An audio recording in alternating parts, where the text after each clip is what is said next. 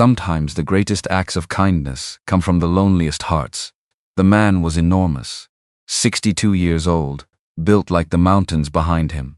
Standing alone in the Montana dark beside a stone water trough he had kept full for 4 years without knowing why. Then the black stallion came, collapsed, bleeding, wild, and by morning 41 horses had surrounded his ranch. But someone else had been watching that herd for months. Someone with a federal badge, a private contract, and a plan that had nothing to do with the horses and everything to do with what they were worth. What happens when a man who forgot how to trust people learns it again from a creature that had every reason not to trust anyone? And what happens when the wrong man finds out? The water trough had been full since February. Silas Reed knew this because he had filled it himself, every third morning without fail, hauling water from the creek in 2 battered tin buckets that had belonged to his father before they belonged to him. He did it before sunup, before coffee, before he had enough light to see the mountains clearly, back when seeing them clearly still meant something to him. He could not have told anyone why he kept the trough full. The barn had been empty for 4 years. The pasture fence along the north edge had 3 posts rotting at the base, and he had not replaced them because there was nothing on either side of that fence that needed containing. The smokehouse roof had a hole the size of a dinner plate where a pine bough had come down in January, and he had thrown a piece of canvas over it and called it good enough. Good enough for one man. Good enough for a man who had stopped measuring things against any standard but survival. But the trough stayed full. Margaret had said it once, early in their 2nd year on the Cold Fork land, when they were still learning what kind of people they were going to be out here in the Montana territory together. She had been standing exactly where he stood now, on the flat rock beside the stone basin they had hauled up from the creek bed together, and she had said it the way she said most things that mattered to her, not like a sermon, not like a lesson, but like she was reminding herself of something she already knew. A man who keeps water clean and ready is a man who believes something might still need it. That is all the faith I ask of any living thing. He had not thought about those words in 2 years. He thought about them every morning. The spring of 1887 came to Cold Fork Valley the way it always did, not gently but grudgingly, like a debt being paid in the smallest possible installments. Snow still held the high ridges of the Bitterroot Range in late March. The cottonwoods along the creek were barely budding, their branches gray and spare against a sky that could not decide between blue and iron. The grass in the lower pasture had come up yellow and thin, and the mud along the south fence line was the particular killing kind, the kind that sucked a boot off your foot and then looked innocent about it. Silas was not a man built for indoor waiting. He stood 6 feet and 4 inches in his stocking feet, which meant he stood taller than that in the beaver felt hat he wore from the first cold morning of fall straight through to the last cold morning of spring. His shoulders were the kind of shoulders that made doorframes a negotiation. His hands rough-knuckled, scarred across the right palm from a Bowie knife mishap in the winter of '70. One were large enough that Margaret had once set a full dinner plate in his open palm as a joke, and the plate had not come close to the edges. He had laughed. She had laughed harder.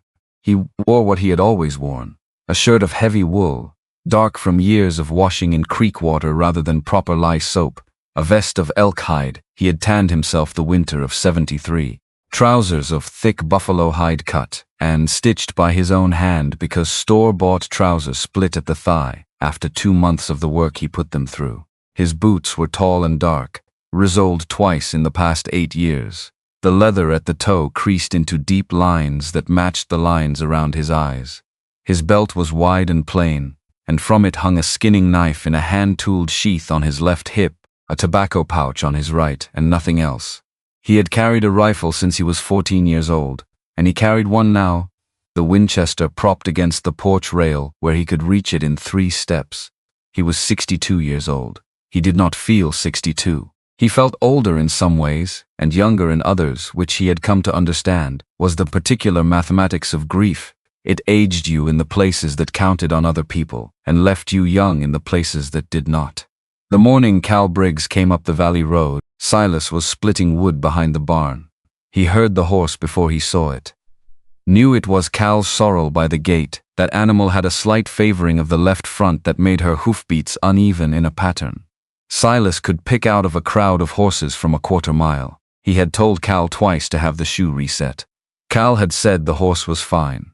The horse was not fine, but she was Cal's horse, and Silas had learned a long time ago that you could not make a man hear something he was not ready to hear. He kept splitting until Cal pulled up to the fence. Cal Briggs was 58 and looked it in the honest way that outdoor men do, weathered to the exact degree the weather deserved, not more, not less. He wore a flannel shirt the color of old brick under a yoke-cut vest of brown leather. His Stetson pushed back on his head at the angle of a man who has been riding into the wind. He sat his horse the way men do who have spent more of their lives in a saddle than out of one. Easy. Like the saddle was the natural position, and standing on the ground was the accommodation. Cal did not dismount right away. He had something on his face that was not quite worry and not quite excitement, and was instead the particular expression of a man who has seen something he cannot categorize, and is not sure how to begin describing it. Silas had seen that face on men returning from their first season in the high country. He had seen it on soldiers after their first real engagement. He had not expected to see it on Cal Briggs riding up his fence line on an ordinary Tuesday morning in March. "You hear anything last night?" Cal asked. Silas set the axe head on the splitting block and rested both hands on the haft. Wind. Creek running high. Owl in the cottonwoods around midnight. Nothing else. Nothing else. Cal worked his jaw for a moment. "Henderson's boy, the one who runs the South grazing allotment, came past my place first thing this morning. Said he saw something coming off the Beaverhead ridgeline yesterday evening. A herd. Not cattle." Cal paused. "Big herd. 40 head or better," he thought, moving down through the timber in a line. Not scattered, moving like they had somewhere to go. Silas said nothing. "Mustangs," Cal said. "Black one leading, Stallion," he thought. "Big animal." Henderson's boy said he has never seen a horse that color or that size running free in this valley, and his family has been grazing that allotment since before I came out here. Silas picked up the axe and split the next round. "There is something else." Cal's voice shifted into a register that made Silas stop and look up. "Sheriff Morrow got a letter. Came through the post 3 days ago from the territorial office in Helena. Colonel Warren Aldiss out of the Federal Land Management Office, regional superintendent, works the territory north of the Yellowstone."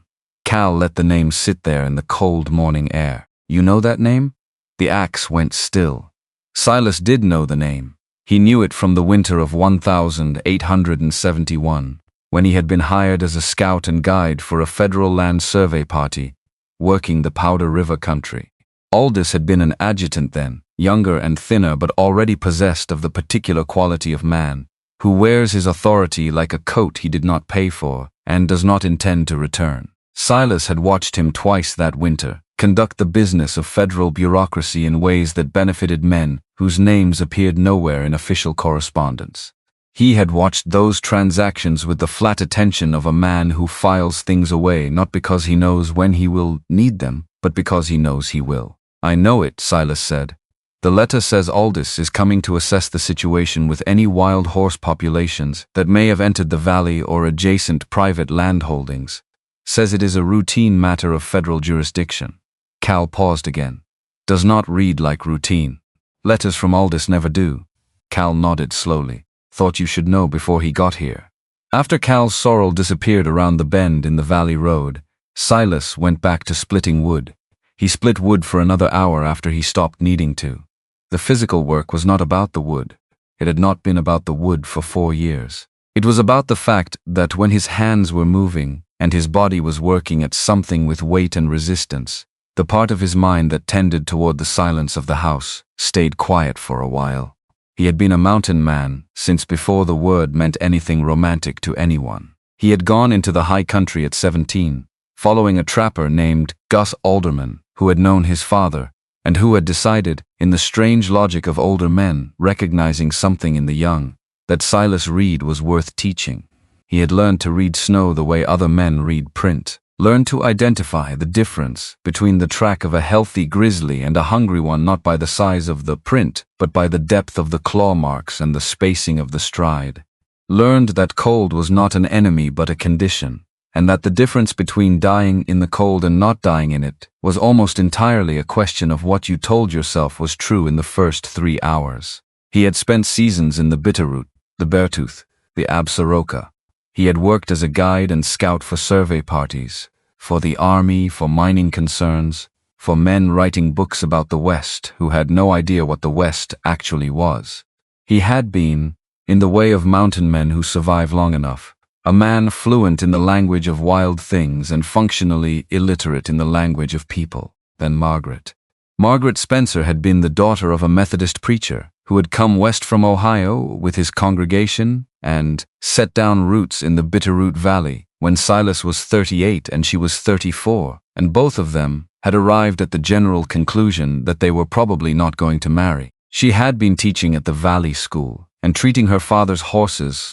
She's had a talent for animals that she said she had never been able to explain, and had stopped trying to when a mutual acquaintance had brought Silas to a community gathering he had no interest in attending. He had stood in the corner with a cup of coffee that was mostly chicory and watched people do the social things people did, and she had walked up to him directly and said, "You look like a man who would rather be somewhere else, and I find that interesting because so would I, but here we are." He had married her 14 months later. What Margaret gave him that no amount of mountain country ever had was a reason to come back down. Not just to her, though that was part of it, but to the business of being a person among other people, which he had been avoiding since roughly age 17. She had not changed him into something he was not. She had found the parts of him that were already capable of warmth and connection and patience, and she had given them something to practice on. First herself, then the small community of the valley, then, in time and in fits and starts, the broader world of people passing through. When she died of fever in October, 3 years after they had built the house on the Cold Fork land, 4 years ago now, he did not grieve, the way the books said a man grieved. He did not weep publicly or stop eating, or fail to maintain the basic functions of a working ranch. He contracted. He narrowed. He went back to being the man he had been before Margaret found him, except that now he knew what he was missing, which was considerably worse than not knowing. He sold the horses, all 8 of them. He could not look at them without seeing her hands on them. He maintained the fence, the barn, the smokehouse roof badly, the water trough faithfully. He did not go to the community gatherings. He bought his supplies at the general store in Cold Fork on days when he could be reasonably certain few people would be there. He answered direct questions with direct answers and volunteered nothing. The people of the valley had decided, in the collective way that small communities decide things, that Silas Reed was a man of grief, and to leave him to it. They left him to it. He was not sure.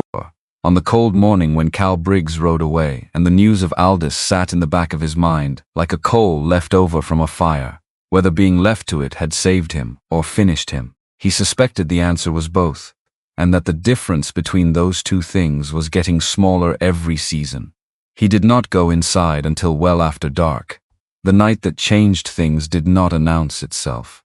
There was no particular shift in the quality of the air, no sign in the behavior of the creek or the quality of the silence that suggested the next few hours would be different from the previous 1,400 nights of exactly the same shape.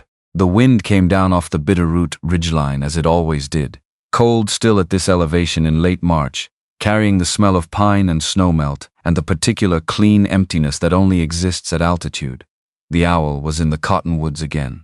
The creek was running with the noise of a thing that had been waiting all winter for permission to move. Silas had eaten supper alone: salt pork, cornbread baked in the skillet, coffee that he had let sit too long on the stove, so that it was thick and bitter in the way he had stopped minding years ago and had come out to the porch, because the house had the quality it always had in the evenings, which was the quality of a room with too much furniture for one person, and too many places where a second person used to be. He sat in the chair on the left side of the porch.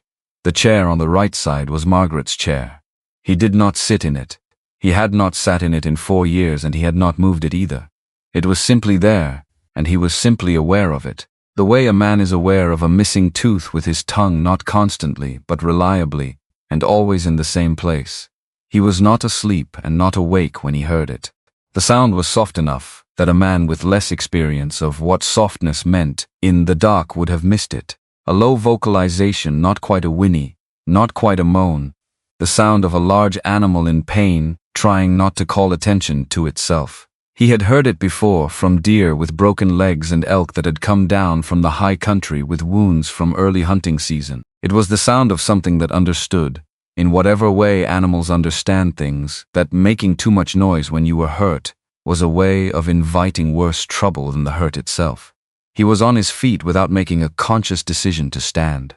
The sound came from the direction of the water trough. He moved off the porch and across the yard in the dark, with the ease of a man who has navigated unlit terrain for 45 years, and whose body has simply stopped requiring light to do it. The sky was clear enough that the stars gave shape to things: the barn's square shoulder, the fence line's geometry, the dark mass of the stone trough near the barn entrance, and beside the trough on the ground, a horse. Not a ranch horse. Not a horse that had wandered from a neighbor's pasture, or spooked from a passing trail drive. The proportions were wrong for that, too compact in the body, too wide through the chest, legs too clean, and hard-muscled from years of covering rough country without a farrier's attention. The hooves were unshod. The coat, where he could see it in the starlight, was black enough to make the shadows around it look pale. A Mustang. And a large one. Even lying down, even crumpled on its side with one foreleg extended at an angle that spoke of real damage, the animal had the size of a stallion who had been eating well and running hard for years. Not an old horse. Not a young one either. Something in the prime of what it was, brought low by something it had not been able to outrun. Silas stopped about 12 feet away. The horse's eye found him immediately. It was not the eye of a broken thing. It was alert and specific, and it held him there, with a quality of attention he had seen in very few animals and fewer people, the quality of something that was in pain and frightened, and also, underneath all of that, still itself. Still entirely what it was. Still deciding. He crouched down slowly, making himself smaller without quite kneeling. He did not reach toward it. He did not make the sounds people make when they want animals to know they are friendly, the clucking and cooing that told a smart animal nothing, except that the human making those sounds had learned them from someone else, and was now deploying them without any real understanding of what they communicated. Instead, he started talking. Not about anything. Not performing calm. Just talking, because the sound of a human voice at a low and even pitch told a horse things about the human's nervous system that no deliberate signal could replicate. The body knew the voice was steady or it didn't. You could not fake it. He talked about the creek, about the cottonwood along the north fence that had a trunk the diameter of a wagon wheel, and had been there longer than anyone in the valley and would be there longer than any of them. He talked about the temperature dropping before morning, and what the stars said about whether they would get more snow before April. The horse's ear, the one facing him, swiveled forward. Its breathing, which had been ragged and fast when he arrived, began to slow. Not because he had done anything except be exactly what he was, and speak in the voice of a man who had no urgency and no demand. He had been there perhaps 20 minutes, still crouched, still talking, when he became aware that someone else was there. He knew it before he saw her. Not because he heard footsteps, he had not heard any, but because of the slight change in the horse's attention. The ear shifted fractionally towards something behind him and to the left, and the animal's eye, which had been fixed on Silas, moved briefly to whatever was behind him and then back, without alarm. That meant the new arrival was not moving fast, and not making the kind of noise that signaled threat. He did not turn around. "Chestnut mare," said a woman's voice behind him. "Badly lame. Left front, possibly a stone bruise or a wire cut. I cannot see clearly enough from here. She is favoring it even in a down position, which means the injury is not just superficial." It was a physician's voice. Precise. Not cold, but without the performance of warmth that most people put into their voices when the situation seemed to call for it. She was describing what she saw because describing it was useful, not because she was trying to reassure anyone. "Stallion," Silas said, not turning. A brief pause. "You are correct. I could not see the confirmation clearly in this light." "Stallion." The voice adjusted without embarrassment. "How long has he been down?" "Found him 15 minutes ago. He came in on his own. Trough drew him." as he tried to rise once. Could not bear weight on the left front. Did not try again. He heard the sound of a saddlebag being opened. Then the sound of glass against metal. Then footsteps, deliberate and slow, coming around his left side. She moved the way people move around injured animals when they know what they are doing, not performing caution, but actually practicing it, which is a different thing entirely. She was wearing a riding skirt of dark wool, and a blouse with a high collar, and a coat of brown leather that came to her hips, and she carried a bag by its strap over one shoulder. Her boots were black and high, and they were the boots of someone who spent real time in saddle country rather than the boots of someone who had bought them in a city for the effect. Her hair was dark and pinned up under a small brimmed riding hat. She crouched down on the other side of the horse, without looking at Silas first. She set her bag on the ground and opened it and began laying out what was inside with the practiced efficiency of a woman who had done this many times in bad light and worse conditions. She had a lantern. She lit it now, a small shielded flame that threw just enough light to work by without spooking the animal. And she bent close to examine the stallion's left foreleg. The horse flinched when her fingers found the wound. Not violently, just enough. Wire, she said. Barbed. He ran into it at speed or was pushed into it. The cut is deep but clean at the edges. No signs of serious arterial involvement. He has lost blood but not catastrophically. She sat back slightly. He can be helped. I know, Silas said. She looked at him for the first time then. He looked back. She was not young. 40-something he placed her, in the way of a woman who has lived her years outdoors, and in weather and does not begrudge them. Her eyes were as a green he could see, even in lantern light, the kind of green that is actually useful rather than decorative, the kind that gathers information. She looked at him the way she had looked at the horse, which was to say with attention that was professional first and personal second, and he found that he did not mind it. You have done this before, she said. It was not a question. Some. With wild horses specifically. Some. He let you get close. He decided to. She held his gaze for a moment longer, then returned her attention to the horse. I need to clean the wound. If you can keep him calm the way you were doing when I arrived, I would appreciate that. He moved closer and resumed talking, not louder, not softer, just the same steady current of nothing in particular that had been working before. The stallion's eye tracked him, the ear tracked him. Some deep negotiation was happening in the animal that Silas could not name but could feel, the way you can feel the shift in a room's temperature before you can measure it. Nora Calloway, because that was her name, and Silas would not learn it. For another hour worked on the horse's leg with the careful deliberateness of someone who understood that speed was not always efficient. She cleaned the wound with carbolic solution from a brown bottle, working the cloth in one direction, then the other, then the first again, until the cut was as clean as the light and conditions allowed. She packed it with a dressing of lint soaked in the same solution, and bound it with linen strips she tore from a length of bandaging with her teeth when her hands were occupied. She worked the way a careful carpenter works, not hurrying, not dawdling, attending to each step as if it were the only step and the next one would wait. The horse let her. This, Silas understood, was the part that required explanation. Not the wound care itself, which followed from the woman's obvious competence, but the tolerance of the animal for being handled. A wild Mustang stallion, even an injured one, did not simply lie still and allow an unknown human to work on his leg. That was not the behavior of a wild horse. It was the behavior of a horse that had decided to trust, which was a different category of thing entirely, and could not be induced by any amount of technique. He had seen it happen exactly once before, in the winter of 1867 in the Beaverhead country when he had been 22 years old, and very stupid about certain things, and had gotten his left leg broken in a fall on an ice shelf at about 8,000 feet of elevation. He had crawled into a stand of lodgepole pine and spent 3 days unable to walk, and the Mustang herd that wintered in that drainage, 18 animals, led by a gray mare of extraordinary ugliness and equally extraordinary intelligence, had on the 3rd day begun to approach, not to help him. Horses did not work that way, but to accept him, to stop treating him as a danger and start treating him as a feature of the landscape, the way they treated a rock or a downed tree. He had eaten snow and waited, and they had moved around him and occasionally over him, and once, on the second night, the gray mare had stood close enough that her body heat was a meaningful thing in the cold dark.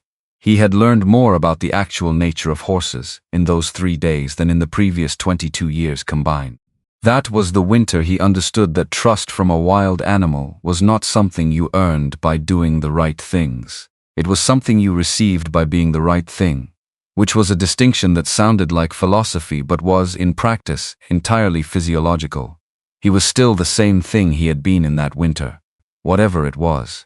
Some quality of stillness or patience or genuine absence of predator energy that the horse could read in him and had read in him tonight when it chose to let him near. The woman could work on the leg because Silas was there, and the horse had decided Silas was acceptable, and the horse was extending that decision to include her by association.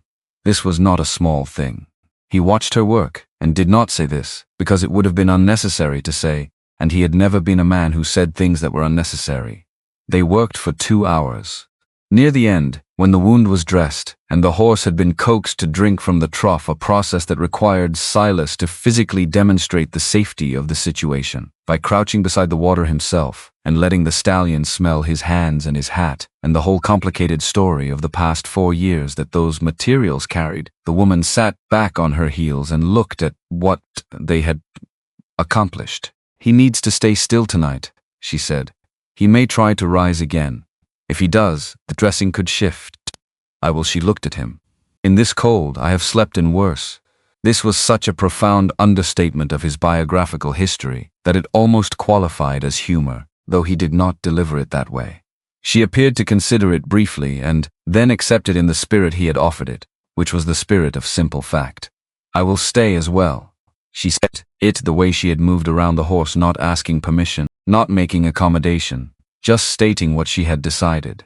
"He may need the dressing changed before morning if the wound seeps, and I want to know if he tries to bear weight on the leg." Silas went to the barn and brought 2 wool blankets. He gave her one without discussion. She wrapped it around her shoulders without discussion.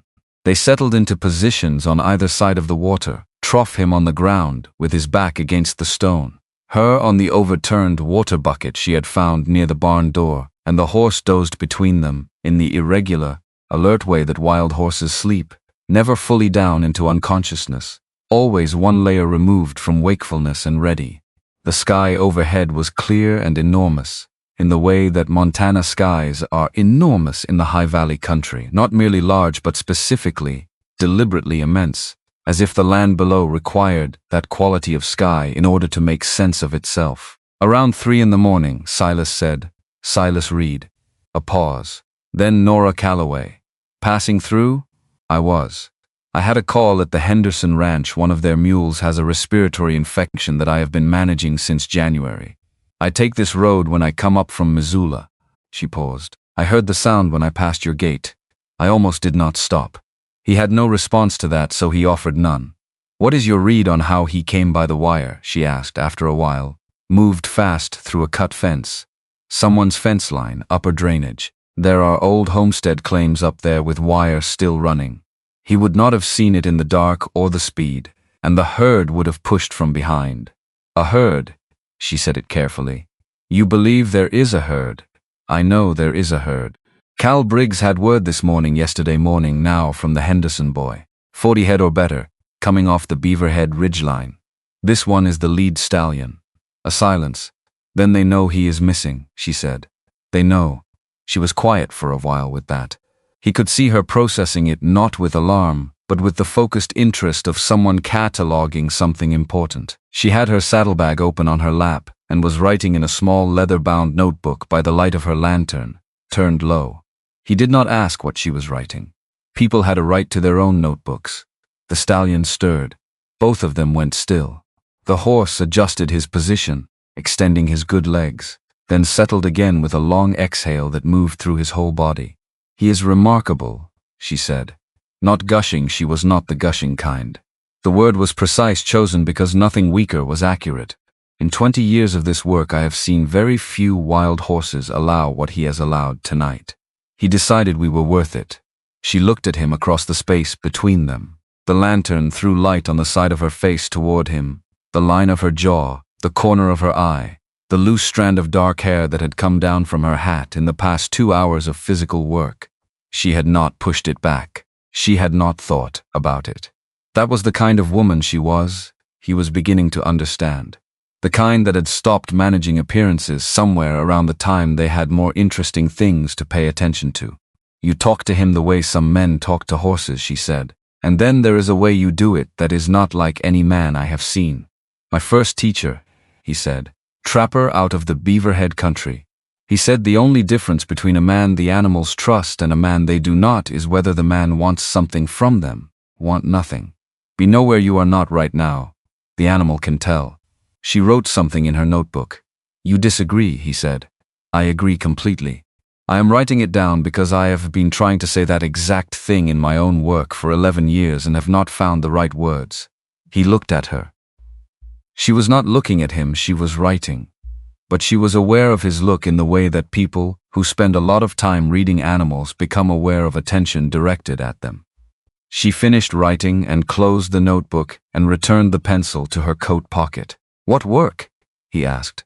I document wild horse behavior, primarily herd dynamics and physical characteristics.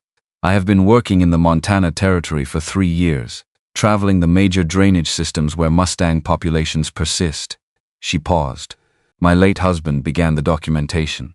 He had a theory about certain bloodlines' genetic lineages that he believed were descended from specific colonial-era stock. He was not able to complete the work. Silas looked at the stallion. Black, even in darkness. A particular quality of black that absorbed what little light there was rather than reflecting it. And you are completing it, he said. I am trying to.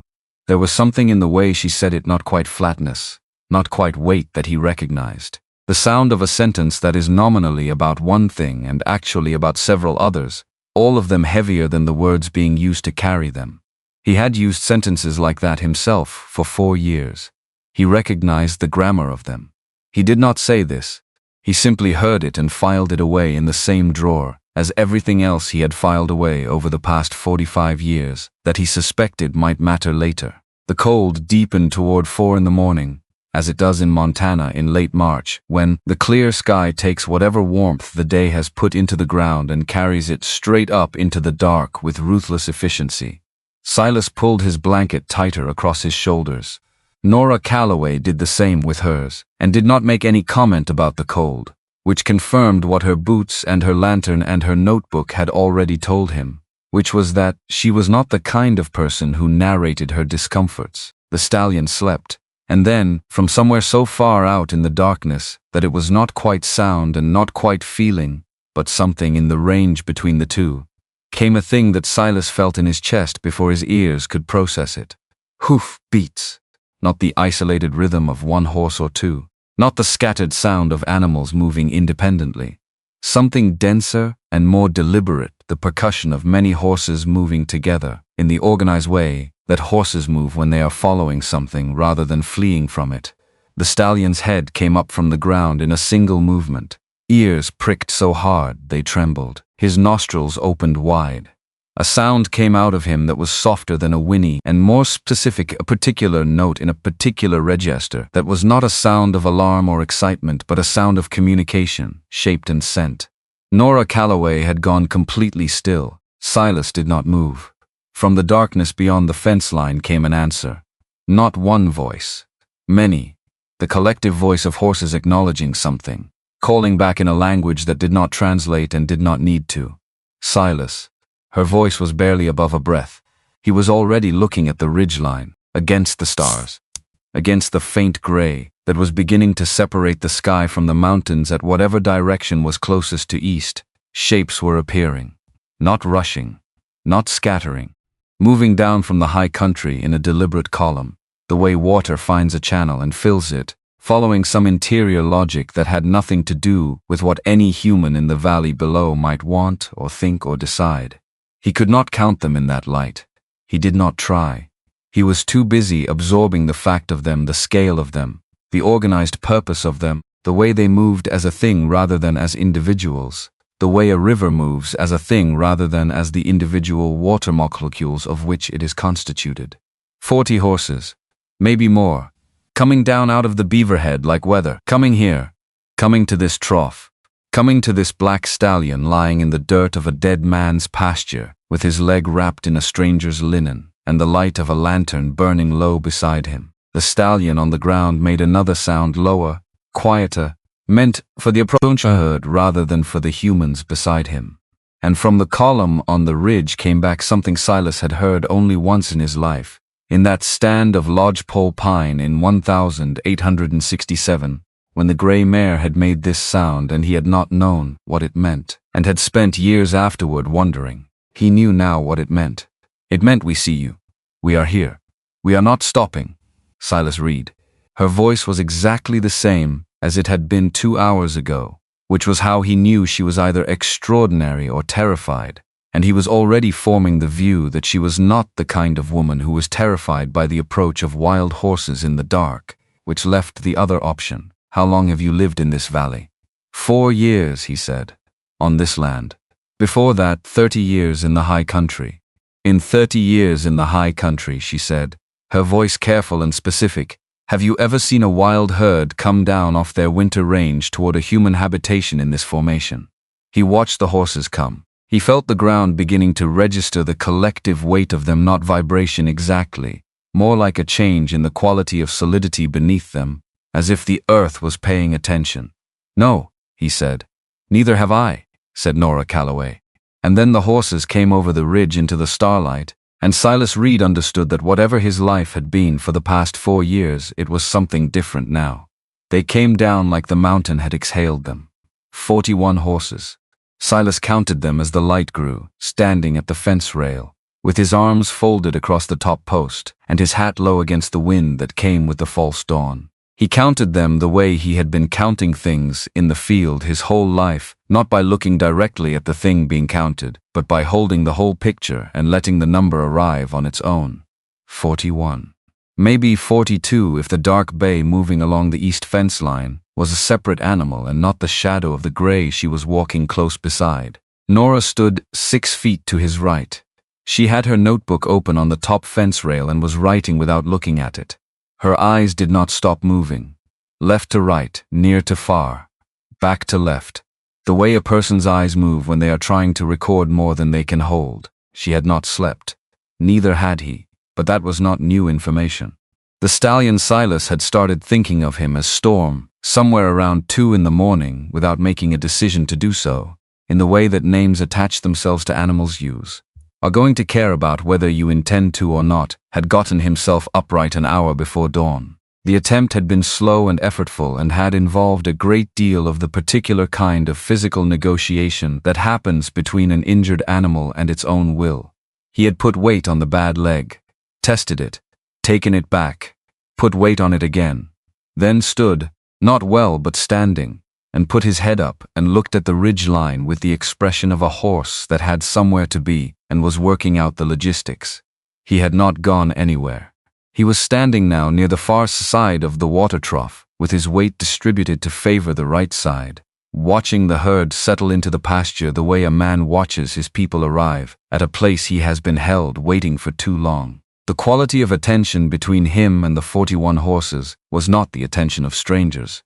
It was the specific calibrated awareness of individuals who know each other at depth and are checking for damage. The black mare came down from the ridge last.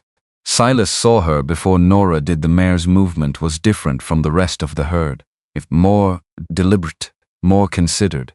The movement of an animal that has decided where it is going rather than following the direction of others. She was large, older.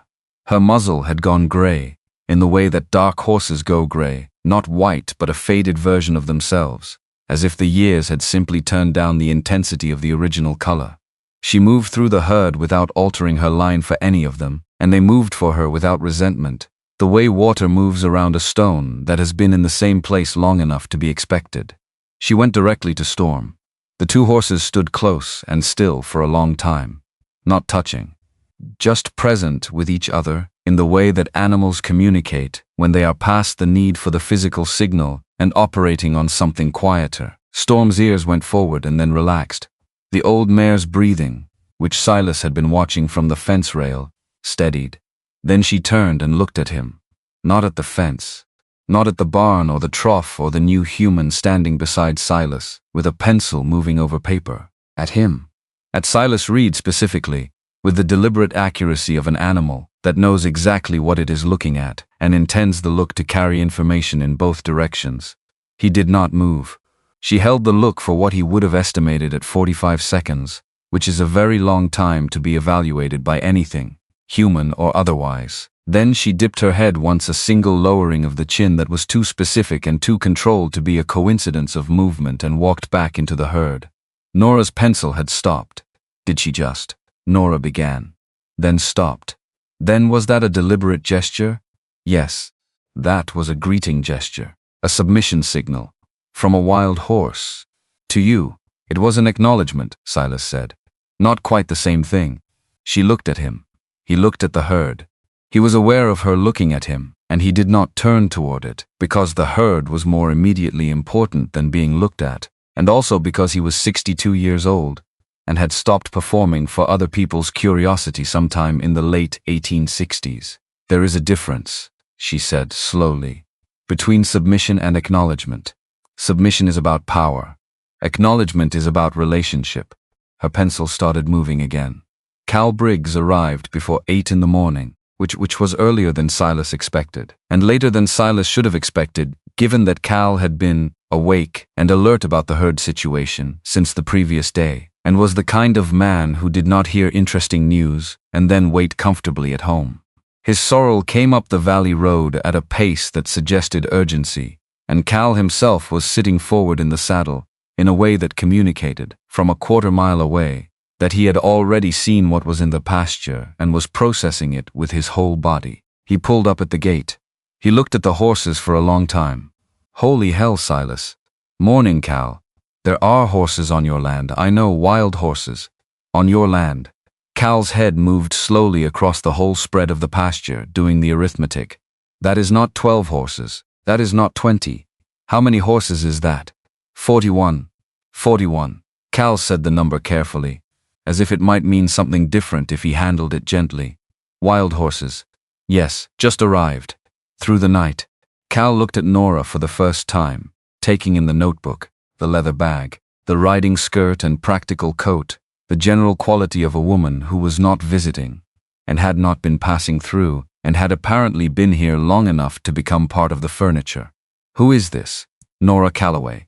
Nora did not look up from her notebook. Veterinary practice. Licensed in the territory. I was present when the Stallion arrived last night. I treated his wound. Cal looked at Silas. Silas looked at the herd. So you have a woman veterinarian who appeared in the night, Cal said, and 41 wild horses that appeared after her, and you standing at the fence looking at this like it is ordinary. It is not ordinary, Silas said, but the alternative to standing here looking at it is not standing here looking at it, and I have not found a third option yet. Cal dismounted.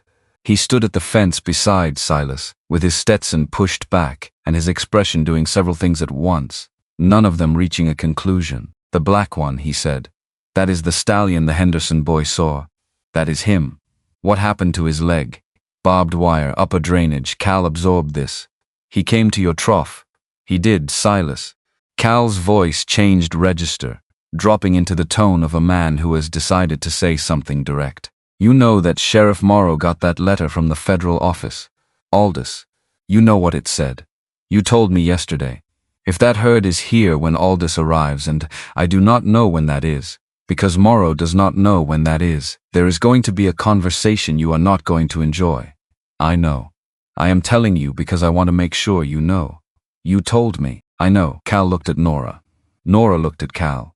Something passed between them that was the specific communication of two people who have independently arrived at the conclusion that a third person is being very calm about something that probably deserves more agitation, and that the calmness is either wisdom or the early symptom of a much larger problem. Sheriff Clay Morrow arrived 2 hours after Cal. He came without urgency, which told Silas that he had already heard from Cal and had had time to form a position before arriving. Morrow was a deliberate man. He did not react to things. He responded to them, after a decent interval. Silas respected this even when it was inconvenient. The sheriff's Stetson was the same brown it had always been, and his badge caught the morning light when he turned. He tied his horse at the fence post and walked to where Silas and Nora were standing.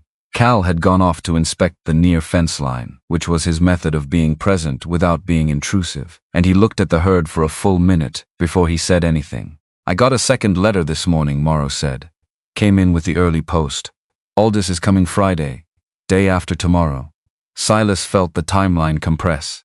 Not panic, he had not operated from panic since approximately 1869, and even then it had been brief and unproductive, but the particular physical awareness of a clock beginning to run that had not been running before. "He said anything specific about his intentions?"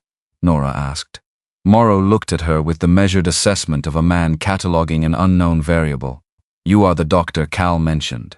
"I am the doctor who was already here when the horses arrived," Nora said, "which I mention only because it is relevant to your question. If Aldiss has already been informed about the herd, and I would assume he has, given the speed of this territory's informal communications, he will arrive with a plan. The letter to you was professional courtesy. His intentions will be stated Friday." Morrow turned this over. "You know Aldiss? By reputation. In my work, I have encountered federal land management officials in several territories. Their approach to wild horse populations follows a pattern." She paused. "The pattern is not favorable to the horses." Morrow looked at Silas. "She speaks plain." "She does," Silas said. "I like that." Morrow pulled the letter from his vest pocket and unfolded it. He read a section in silence, then folded it back. "Nothing in here I can act on. His authority is legitimate. Federal jurisdiction over wild horse populations on or near public lands. He has the statute." He put the letter away. "What I can do is know what I am looking at before he gets here, which means I need to understand what exactly you have on this land, Silas, and what you intend to do about it." What Silas intended to do about it was a question he had not yet finished asking himself. The morning moved forward and the herd settled. That was the word for it, settled. Not grazed exactly, though the horses were eating, where the early grass was coming up along the creek drainage. Not rested, though some of the younger animals dozed in the mid-morning warmth. Settled in the way that people settle into a space when they have decided it is where they are going to be for a while. They moved into natural positions. Queen, he had heard Nora use this name for the black mare, apparently having arrived at it by the same unconscious process he had used with Storm. Established herself in the center of the southern pasture where she could see the most ground. The younger stallions positioned themselves loosely around the perimeter. The mares with nursing foals moved toward the corner of the north pasture, where the fence met the creek bank and the grass was deepest. They arranged themselves the way a community arranges itself, not randomly, according to some internal logic that reflected relationships and responsibilities and the settled hierarchy of a group that had been together long enough to have all of those things. It was Nora who said it first. She said it quietly. Not to Silas but to her notebook, which was the way she said things when she was not sure yet if they were ready to be said aloud to another person.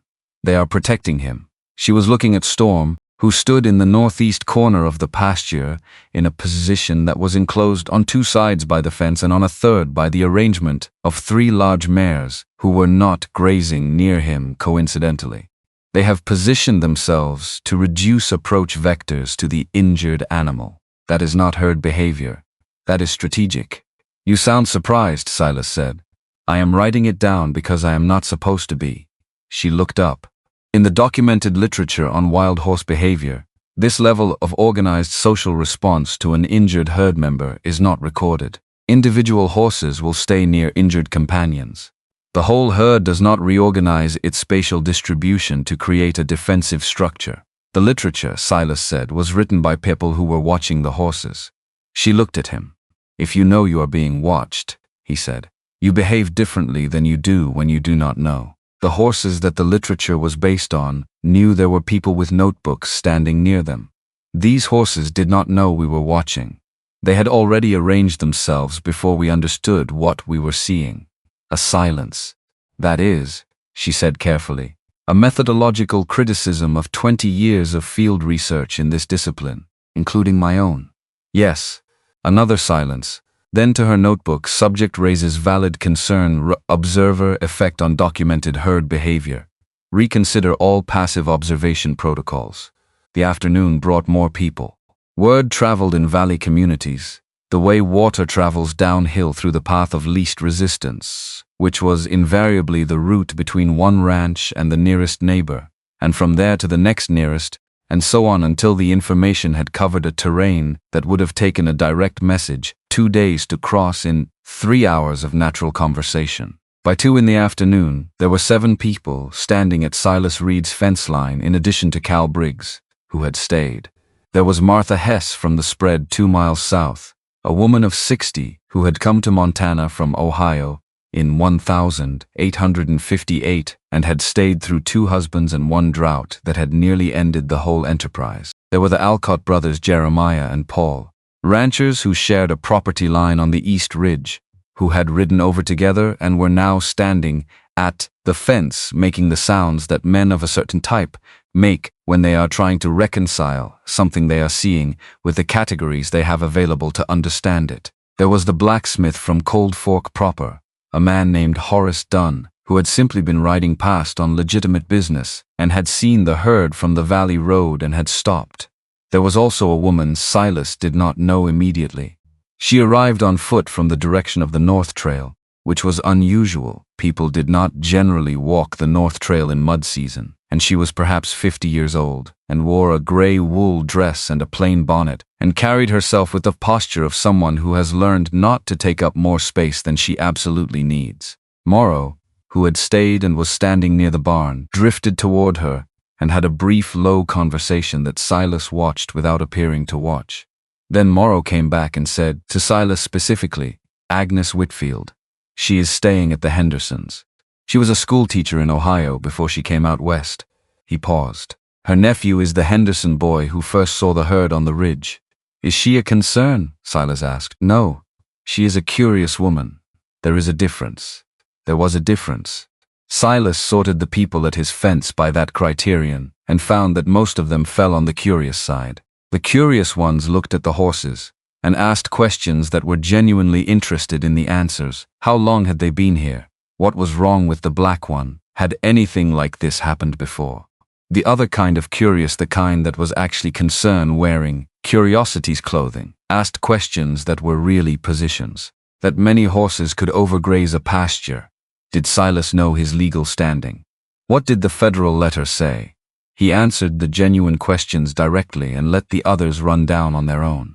Nora moved through the gathering with the ease of a woman who had been at enough unusual scenes in enough unusual places to be comfortable in the role of person who knew more about the central subject than anyone else present. She answered technical questions about the stallion's injury with precision.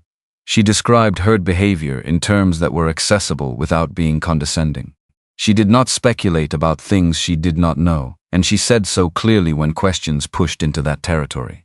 He watched her do this from a distance, the way he watched most things that interested him from far enough away, that the watching did not change the thing being watched. She was not performing competence. She had the actual thing, and the actual thing expressed itself without performance, and the difference between those two presentations was something that most people could feel without being able to name. The people at the fence responded to her accordingly. Martha Hess asked if she could be called when her own cattle had the kind of trouble a veterinarian was needed for, and Nora had given her a direct yes, and the name of the post office where she received correspondence. The Alcott brothers asked if the horses would stay. Nora said, "The horses will make that decision." Paul Alcott, the younger one, the one who formed opinions slightly faster than was strictly useful, said that horses did not make decisions. They were animals.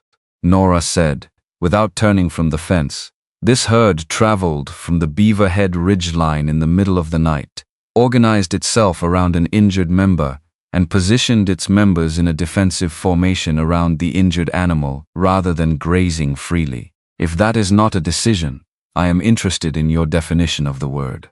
Paul Alcott did not answer. Silas said nothing because there was nothing to add.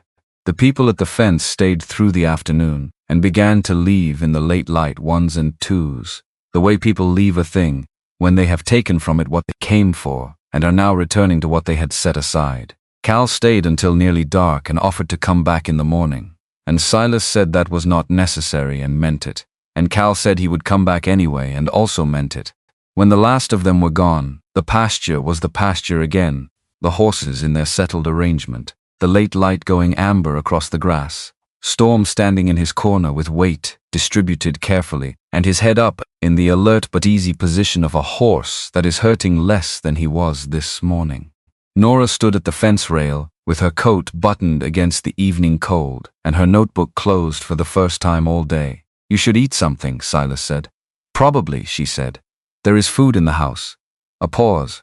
"Are you inviting me?" He thought about it for a moment, which was unusual. He generally knew immediately whether he was going to say a thing or not. "I am noting that there is food in the house, and you have been here since before dawn and have not eaten since you arrived." That sounds like an invitation delivered through a series of facts. It is. The kitchen had not had 2 people in it for 4 years. This was a fact Silas was aware of in the specific way that you are aware of a room's temperature when you bring a lamp into it, not dramatically, but definitely, a before and after quality to the air. He put the cast iron skillet on the stove and cut salt pork and opened the last of the cornmeal and added water and worked the dough without talking, because the work did not require talking, and he had not yet identified what, if anything, was going to. Nora sat at the table. She did not offer to help, because she had correctly read him as a man who cooked in the same way he did most things alone, by a method established through years of iteration, not interested in collaboration.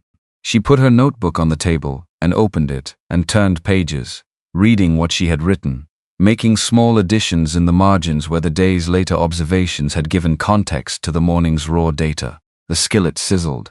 Outside, the wind was picking up off the ridge again. "The mare," Nora said without looking up. "Queen. I want to tell you something about her conformation." He turned the meat. "Go ahead." "The bone structure of the head, the angle of the shoulder relative to the spine, the depth of the chest cavity, the length of the cannon bone."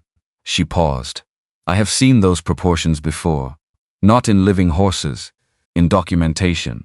Drawings and measurements taken in the 1830s of horses captured from a herd in the Wind River country of Wyoming." He waited. There was a line of horses documented in that era that was believed to be descended from Spanish colonial stock, not the common Andalusian descent that most Mustang populations share, but something older. A specific line that the original recorders called Wind Dancer, because of the way the horses moved. Light-footed for animals of their size. Unusually coordinated. The documentation noted that the line was distinguished by specific skeletal ratios and a coat coloring that was described as absorbing light rather than reflecting it. She looked up. "My husband Thomas spent the last 3 years of his life looking for that line.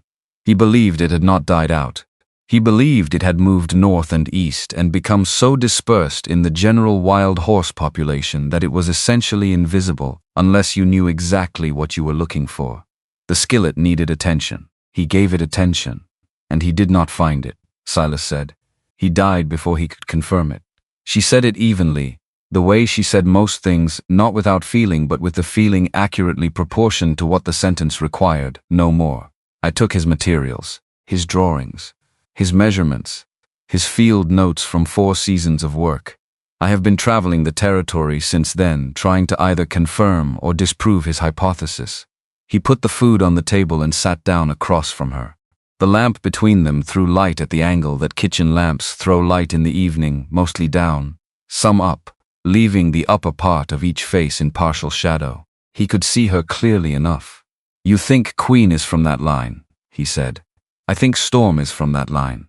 I think Queen may be as well, though she shows the characteristics less strongly, which would be consistent with the trait expression patterns Thomas documented in the original horses." She looked at her food and then at him.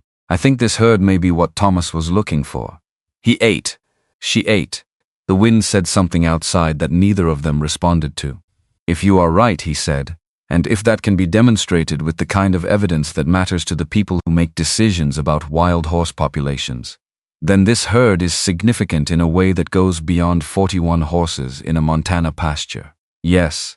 And Aldiss arriving on Friday with whatever intentions he arrived with becomes a different kind of problem.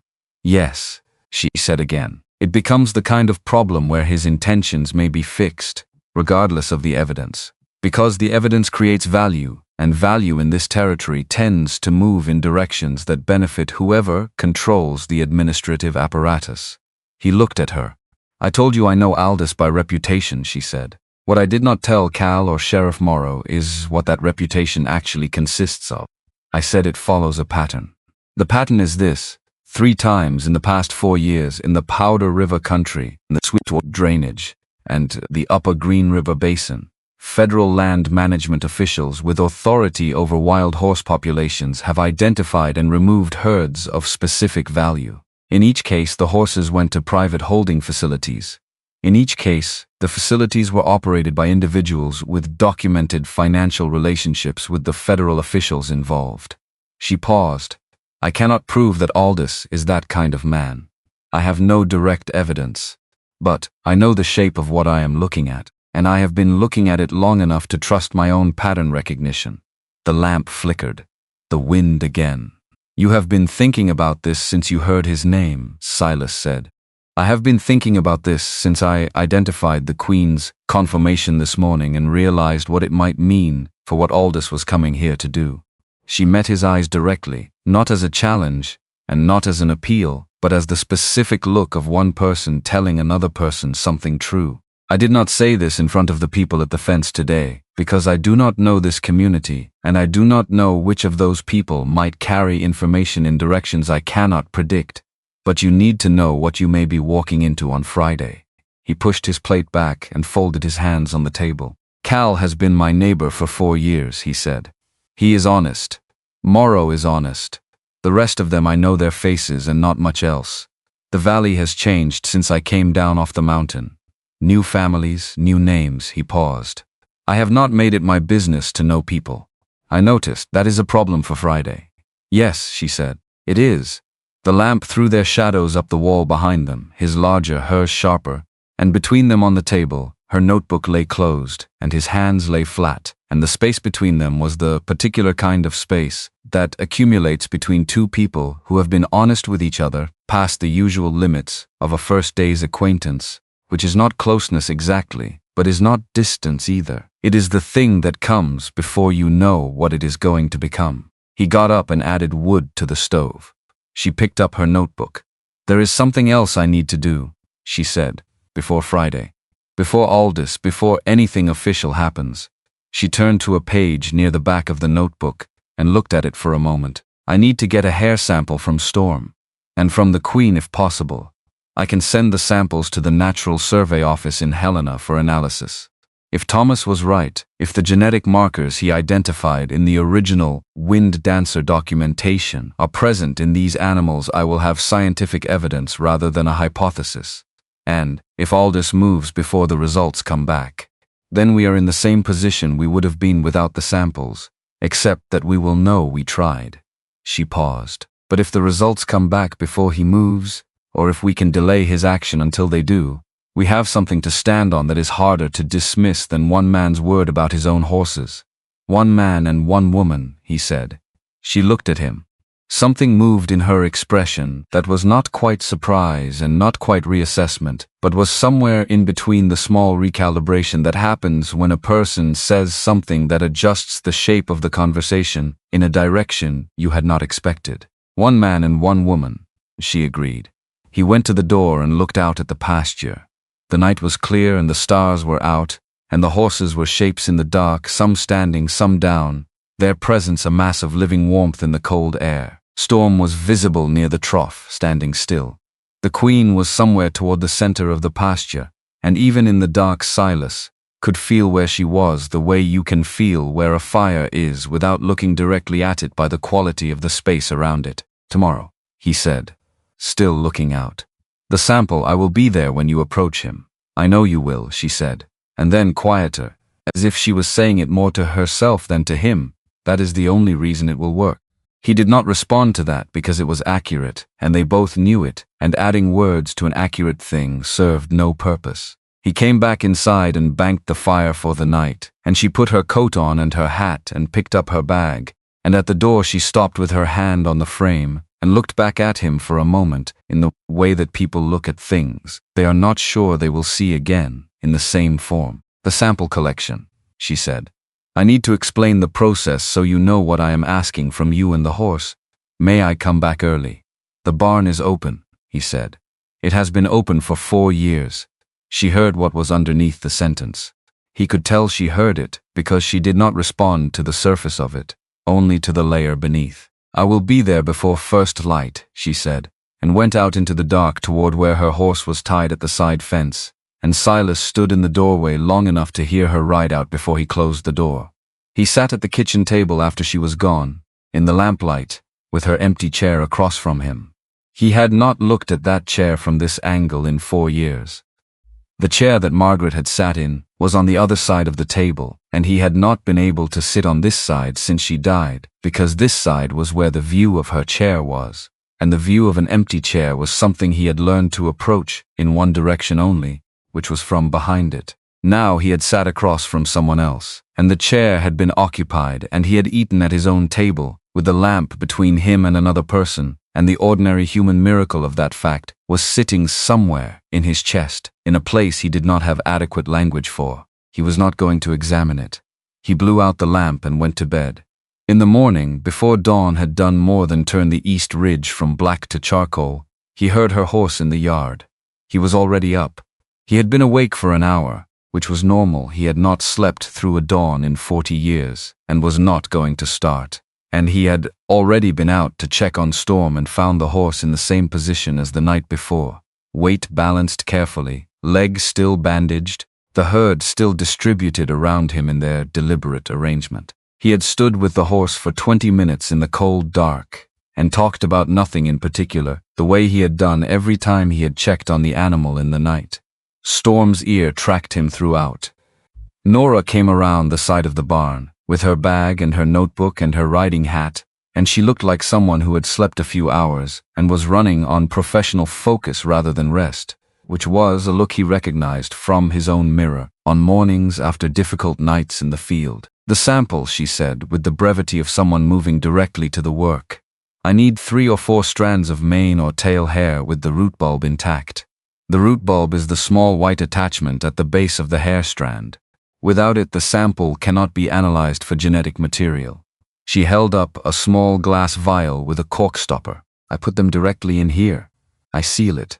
The courier service through Cold Fork can have this in Helena within 4 days, and the results, another week minimum. Possibly 2. She looked at Storm. "That is the timeline problem. Aldiss is here in 2 days. "Yes." They both looked at the Stallion. "What I need from you," she said, "is what you did last night. Just that. I need him to hold still long enough for me to get close to his tail, get the hair, seal the vial. 30 seconds. Maybe less. He will not hold still because I ask him to," Silas said. "He will hold still because he decides to. Those are not the same thing, and I cannot guarantee the second one. I know that." She looked at him directly. "But your presence shifts his threshold. Whatever he decides will be a different decision with you there than without you." He went to the fence. He stepped through the rails with the ease of a man who has been stepping through fence rails his whole life, and he walked across the pasture toward Storm, without hurrying and without performing calm, because performing calm and being calm were different things, and the horse would know the difference. Storm watched him come. The ears went forward. The nostril on the near side opened. He was processing information, the gait, the sound, the smell, running it through whatever recognition system 400 million years of prey animal evolution had built into him, checking it against the record from last night. Silas stopped 6 feet away. Talked. About the morning. About the cold front that was probably coming off the western peaks by nightfall, if the cloud formation he had seen on the ridge yesterday evening meant what he thought it meant. About the quality of the grass in the south pasture, which was coming up better than the north, which meant the drainage had improved since last year. Storm's ear came forward and stayed. Then the ear tracked to the right, where Nora was coming through the fence rails, moving with the same controlled patience she had demonstrated the night before, not slow enough to be strange, not fast enough to trigger anything. She came alongside Silas and stopped. Let the horse register her. Let him do his own arithmetic. 1 minute. 2. Storm shifted his weight the good leg side, favoring the injury, and his head dropped slightly from full alert to the position that meant active attention rather than alarm, which was the difference between a horse about to bolt and a horse that had decided to stay put and watch. Nora moved to his near side, slow and deliberate. She reached for the tail without reaching across the horse's sightline, coming at it from the near side, from below. The way you approach a horse's hind quarters when you have been taught by someone who knew what they were teaching. Her fingers found a section of hair at the base of the tail.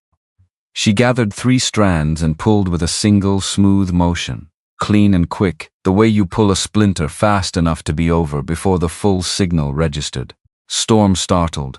A single step forward, weight coming down on the injured leg, a sharp note of pain in the movement. Then he stopped and turned his head and looked at Nora, with an expression that was somewhere between accusation and concession. She had the vial open. The hair was going in. The cork was in her hand. "Good boy," she said it quietly, without ceremony, the way she said most things. That was brave. Storm looked at her for a long moment. Then he moved toward the trough, weight distributed as before, and put his nose into the water and drank. She sealed the vial. She looked at Silas. He looked back. "We have the sample," she said. "We have the sample." He looked at Storm, drinking in the early light, then at the herd beginning to stir with the morning, then at the ridge line, which had gone from charcoal to rose-gray in the time they had been in the pasture. 2 days until Aldiss. 1 sample on its way to Helena with results 2 weeks out. 1 horse with a healing leg and 40 attendants who had crossed the Beaverhead in the dark to be here. Whatever this was, it was already more than he had known how to want, and Silas Reed had spent 45 years learning to distrust the things he did not know how to want, because in his experience those were exactly the things that mattered most and cost the most and were worth, in the long accounting, everything. He looked at the mountains. He looked at the horses. He thought, without intending to, Margaret would have known exactly what this was from the first moment. He thought, immediately after that, which surprised him, Nora does too. He did not say either of those things. He walked back toward the fence, and she fell into step beside him without discussion, and they went to see about breakfast in the same silence they had worked in all morning, which was not an empty silence but a full one, the kind that 2 people make together when they have gotten past the part where silence is uncomfortable and arrived, without ceremony or announcement, at the part where it is simply what they share. Colonel Warren Aldiss arrived on a Thursday, not Friday, Thursday, 1 full day earlier than he had told Sheriff Morrow to expect him, which was not an accident and was not a scheduling adjustment. It was information.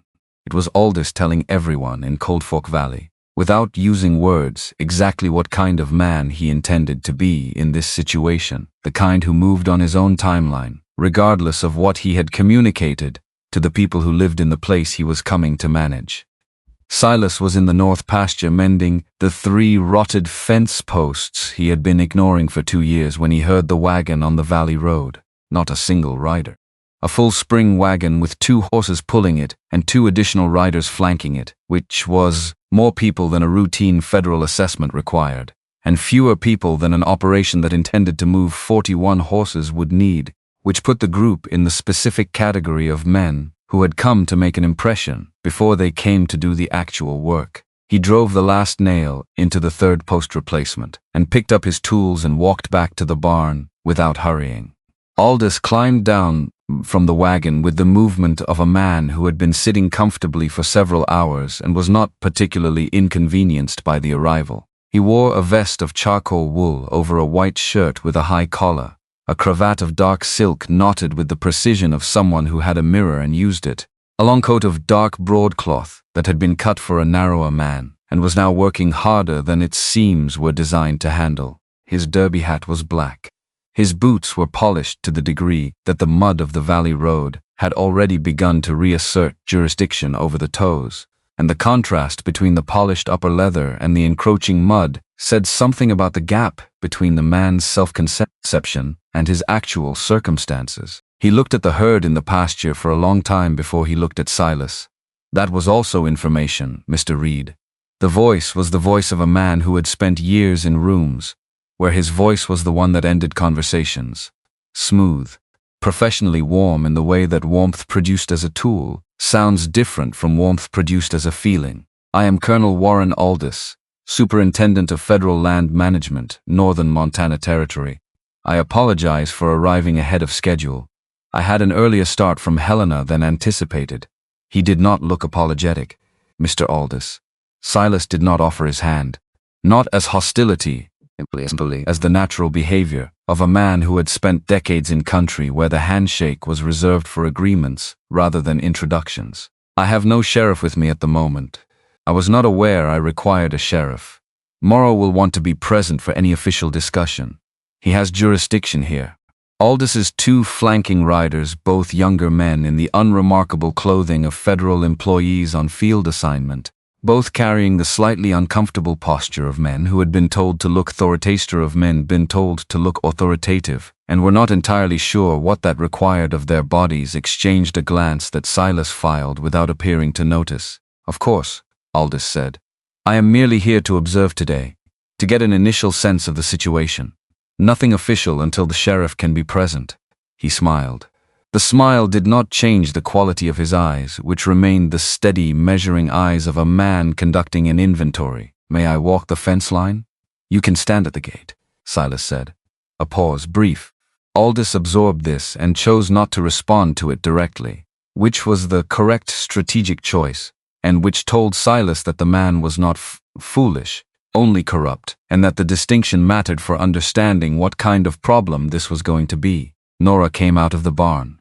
She had been inside working on Storm's leg, changing the dressing for the second time that morning because the wound, while healing well, was producing the amount of fluid that a serious cut produces in the first days, and required consistent attention.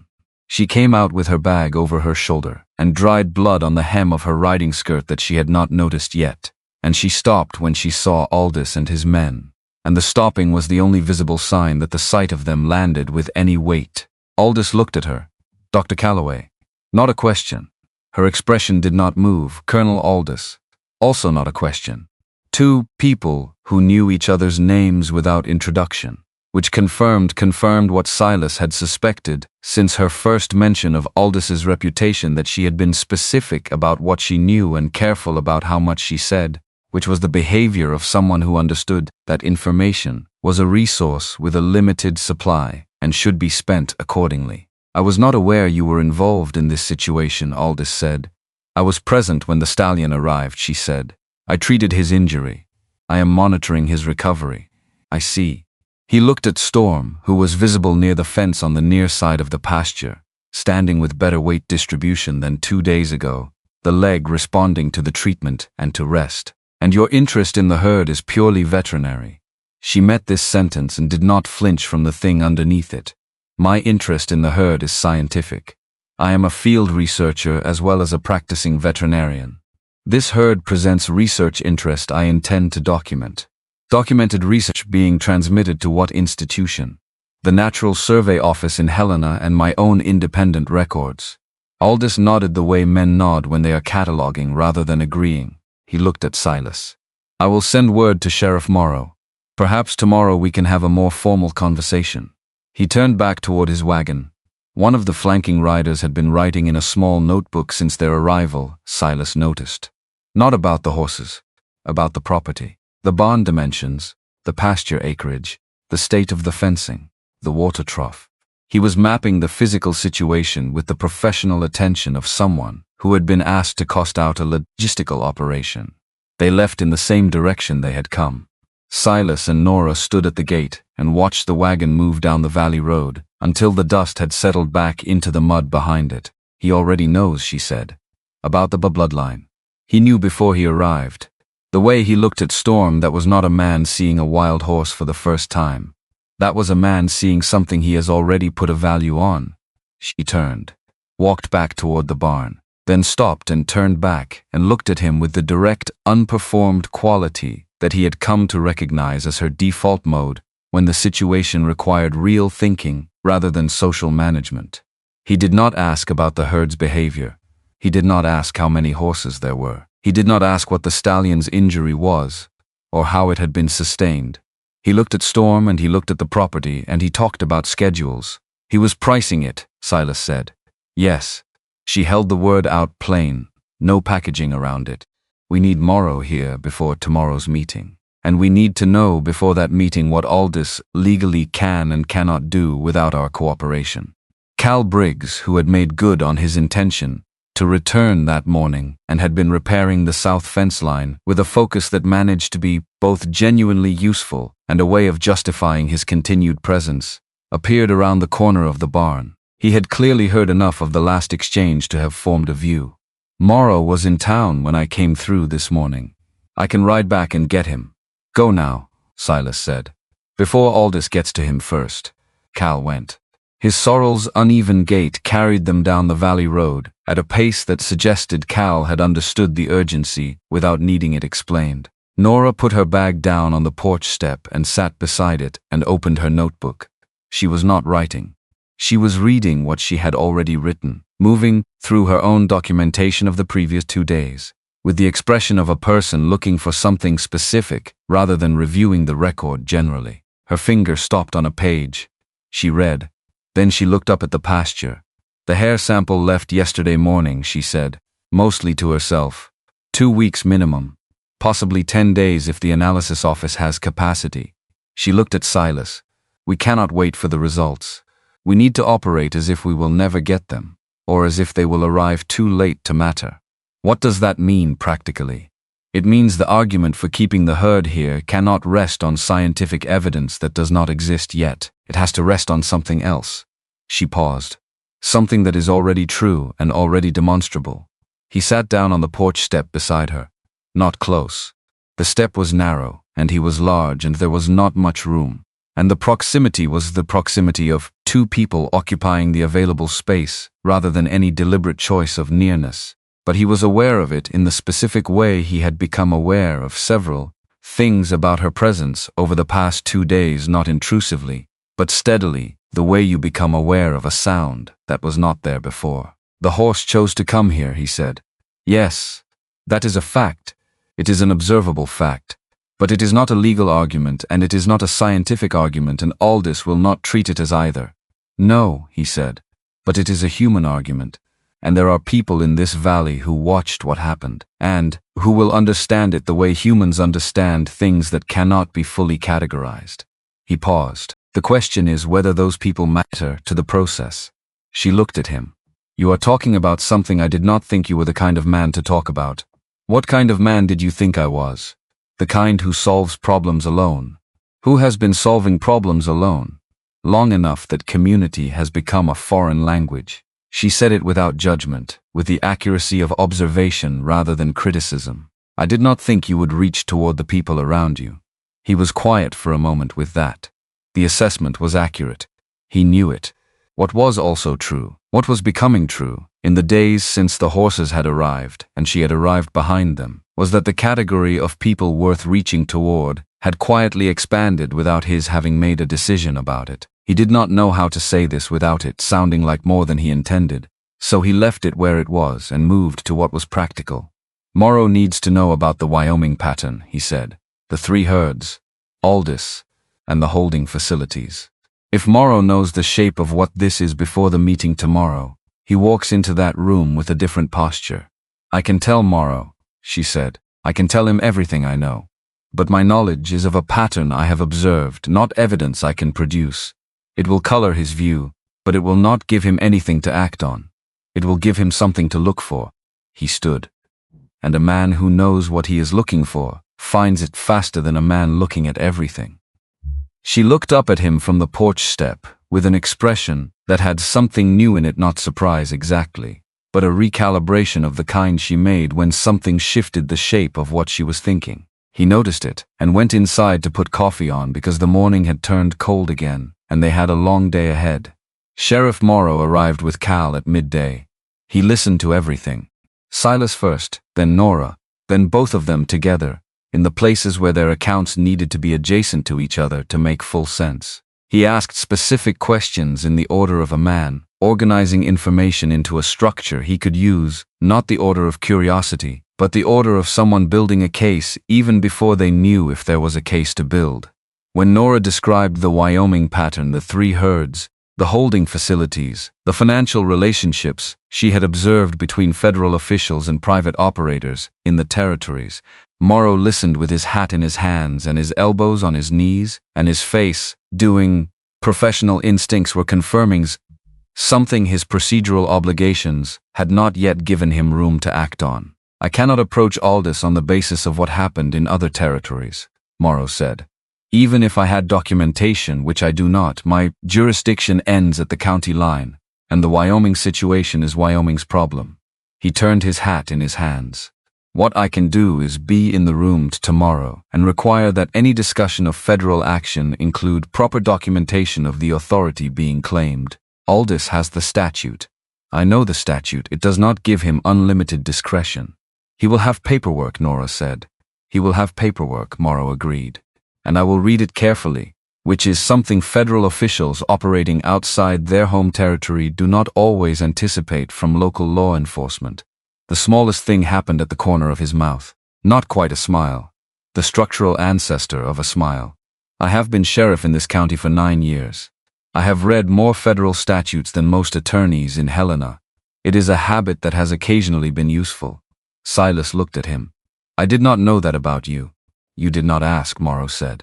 You have been here 4 years and I have been respectful of your preference for your own company. He stood and put his hat on. That preference may be expiring. After Morrow left, Cal stayed for another hour, helping Silas reinforce the gate latch on the pasture entrance, which had been loose for months and had now become strategically important since the pasture contained 41 horses he intended to keep where they were. They worked without talking much, which was one of the things Silas had always valued about Cal. The man could be present, without requiring the presence to be narrated. When they were done, Cal stood back and looked at the gate, and then at the herd, and then at the house, where the lamp in the kitchen window was lit because Nora was inside writing documentation she had decided needed to be produced before tomorrow's meeting. She staying? Cal asked. Silas pulled on the gate latch to test it. Solid. She is working. That is not an answer to my question. It is the answer I have. Cal absorbed this with the equanimity of a man who had known Silas Reed long enough to understand that incomplete answers from this particular person were not evasion, but were genuinely the extent of available information. She is good for this situation, Cal said. She knows what she is looking at and she is not afraid of it. That is useful. Silas said nothing. She is also, Cal said, with the careful neutrality of a man walking over ground he is not certain will hold. The first person I have seen sit at your kitchen table since Margaret. Silas looked at the gate. I'm not saying anything, Cal said. I am observing. You are saying something, Silas said. You are just using the word observing. Cal allowed this to be accurate and mounted his horse and rode south down the valley road, and Silas stood at the gate in the cold afternoon and watched him go and did not examine the thing that Cal's sentence had put in the room, because examining it would require giving it a shape he was not prepared to assign yet, and he had enough shapes to manage at the moment. That evening, Aldiss reappeared, not at the gate, at the house at the road side of the property, on horseback, alone this time, which was the specific configuration of a man who wanted to have a conversation that he did not want witnessed or documented. He called Silas's name from the road in the tone of someone who expected to be heard and responded to, and Silas came out on the porch and looked at him and did not walk closer. I wanted to speak with you informally, Aldiss said, not getting down from the horse, a choice that put him higher than Silas, while Silas stood on the ground, which was also a choice, and not an unintentional one. Before tomorrow's meeting, man to man, I am listening. The situation here is unusual. I recognize that. 41 wild horses on private land, a wounded stallion, a colorful set of circumstances. Aldiss's voice moved through the words with the practiced smoothness of someone who had delivered versions of this speech before. I have no interest in creating difficulty for you personally. You have lived on this land and managed it in good faith, and the arrival of this herd was not your doing. It was not. What I need you to understand is that my office has an obligation that supersedes the particulars of any individual situation. Wild horse populations in this territory are a federal responsibility. The herd on your land is subject to that responsibility, whether or not either of us finds the timing convenient. Silas looked at the horses visible in the last of the evening light. Storm near the trough, Queen in her central position. The herd arranged as it had arranged itself from the first morning.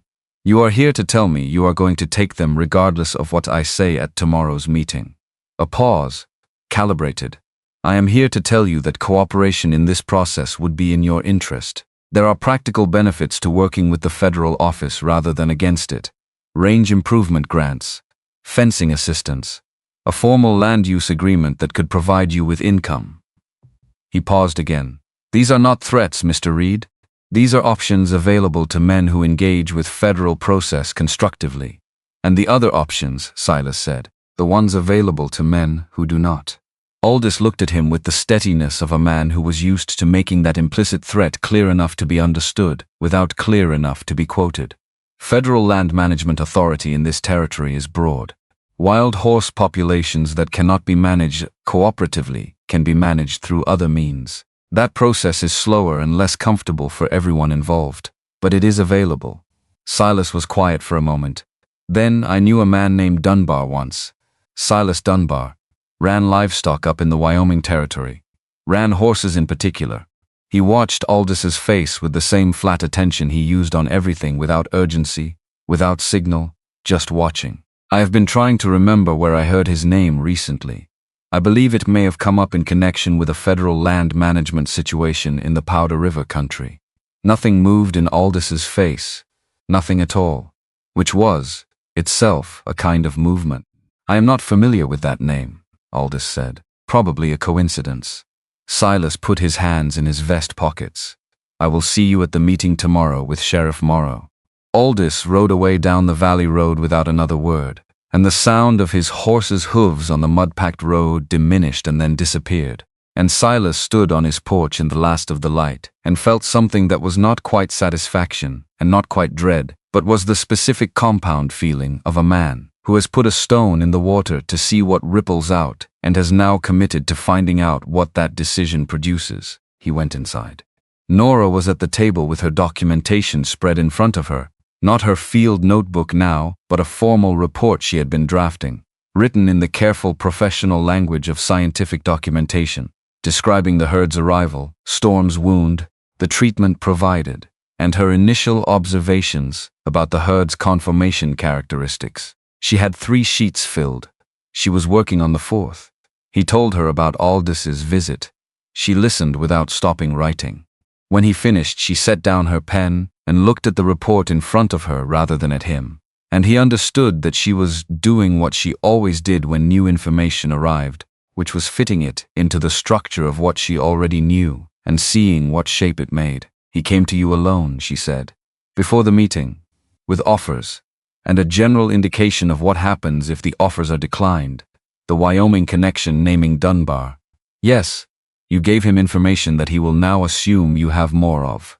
She looked up. He will be more careful tomorrow. He will come with cleaner documentation and more specific legal citations.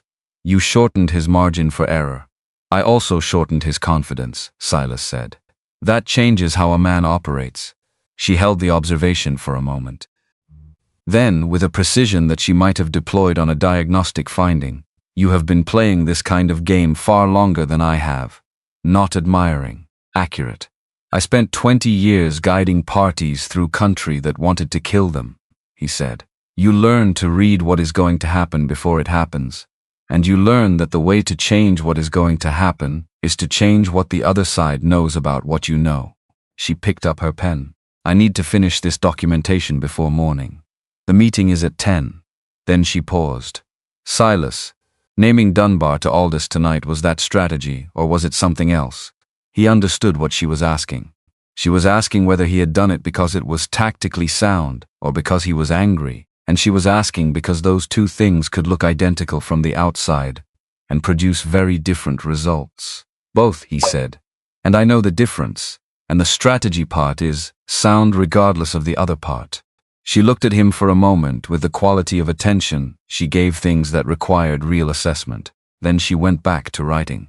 He went to the stove and put more wood on, because the cold had come down off the ridge again, and the kitchen would not hold warmth through the night without it. And he was aware, in the specific way he was aware of certain things that he did not examine directly, that he had answered her question honestly, and that honesty about the interior of a thing, not just the practical surface of it, was not something that had come easily to him in 4 years of solitude, and had come easily to him, somehow, with her. He did not examine this. He went to bed and did not sleep for 2 hours. The meeting was in the Cold Fork Saloon. Hester's Crossing, which was the name of the establishment and also the name of the woman who owned it, was not a grand space.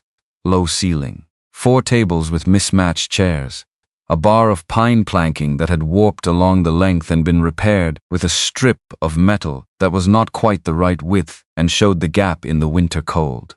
Hester herself was a woman of 60, who had been running this establishment since her husband had gone east on business in 1871 and had made the pragmatic decision not to return, which had freed her from the need to be anything other than exactly what she was, which was practical, attentive, and a woman who knew the name of every person who had ever sat at those 4 tables and what they drank. She brought coffee without being asked and left the room without being told. Morrow was there before Aldiss.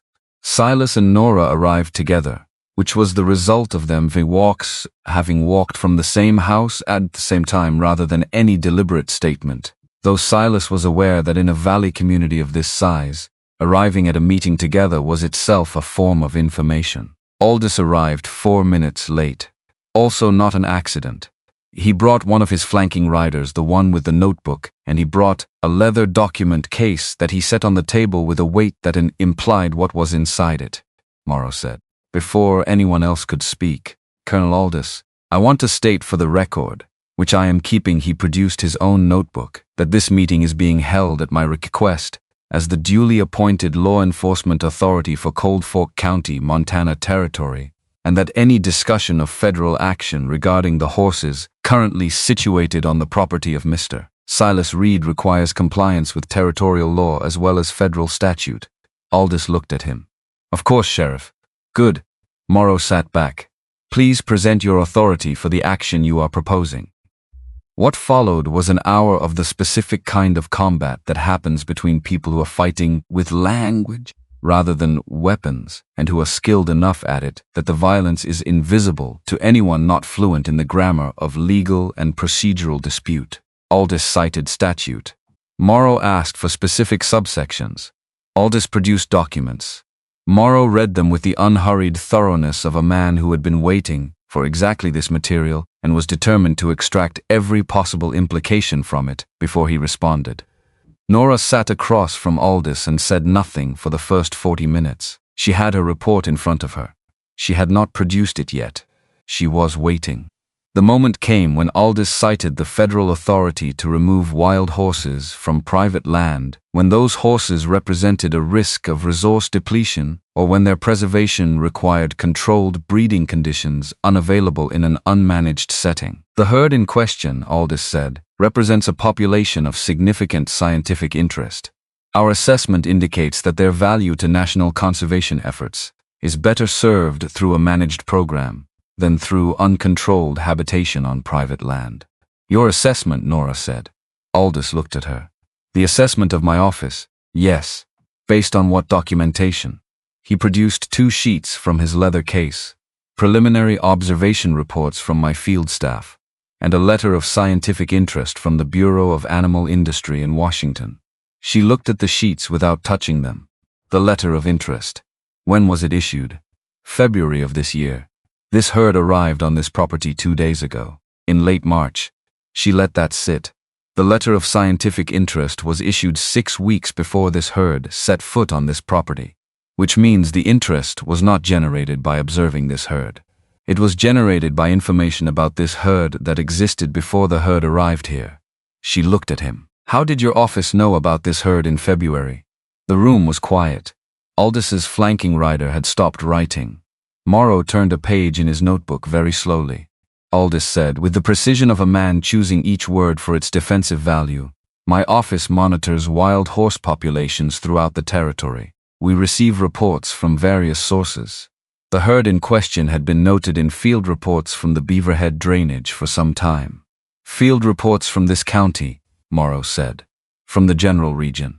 I have not received field reports about a wild horse population in the Beaverhead drainage, Morrow said. I would have received those reports if they existed, and were generated through the proper territorial channels. What other channels were used? Aldiss said nothing for 3 seconds, which was enough. Nora placed her report on the table and slid it toward the center where all parties could read it. This is my field documentation of the herd's arrival, the stallion's injury and treatment, and my preliminary assessment of the herd's conformation characteristics. The documentation includes my credentials and my independent research history. She paused. It also includes my observation that the letter of scientific interest predating the herd's arrival suggests your office had prior knowledge of this population's location and characteristics through channels not documented in the territorial record. She looked at Aldiss with the expression of someone who has laid a fact on a table and is waiting to see what the other person does with it. I would like to know what those channels were, and I would like Sheriff Morrow to have that information as well. Aldiss looked at her report. He did not pick it up.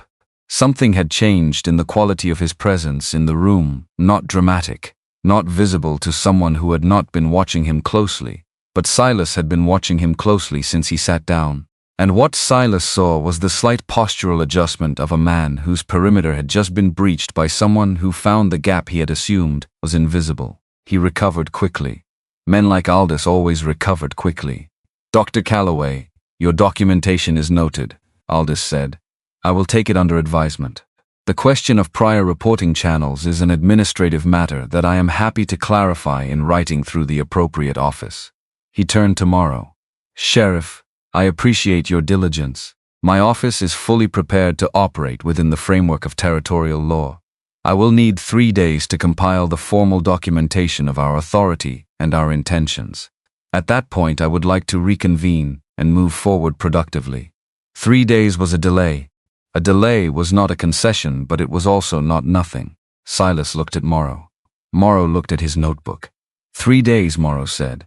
And when you say formal documentation of your authority and your intentions, I am going to need that to include the source of the February letter of interest and the names of the individuals whose field reports informed it. Aldiss said, Of course. He picked up his document case and stood and left with his flanking rider behind him. And the door of Hester's crossing closed, and for a moment, the 3 remaining people at the table simply held the situation. Hester appeared from behind the bar with the pot, and refilled the coffee without commentary, which was exactly right.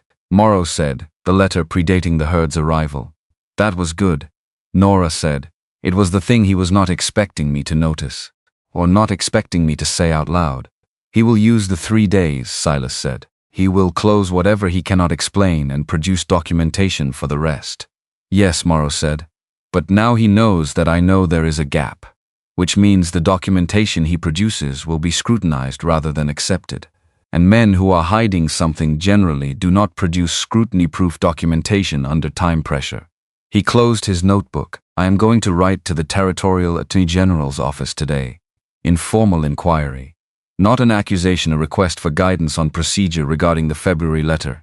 He paused. I am also going to write to my counterpart in Johnson County, Wyoming, regarding a set of wild horse removals in the Powder River country. Silas looked at him. You named Silas Dunbar to Aldiss last night, Morrow said. I know because Aldiss mentioned it when he came to my office this morning before this meeting. He told me you had made a reference to a Dunbar in the Wyoming Territory, and that he found the reference puzzling. He wanted me to know so that I could his words provide context for your state of mind. Morrow put his notebook in his coat pocket. What he actually did was tell me exactly where to look. Silas said, I did not know you knew. I figured it out during his first 10 minutes of documentation review. His selection of documents was notably careful around anything involving private holding facilities. A man confident in his position does not select carefully. He presents everything and lets the strength of his case speak. Morrow stood. 3 days. Let us use them.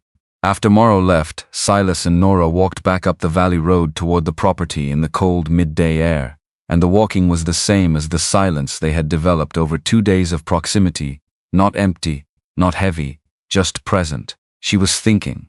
He could tell she was thinking by the quality of her walk, which was slightly slower than her natural pace and slightly more inward than when she was tracking the world around her.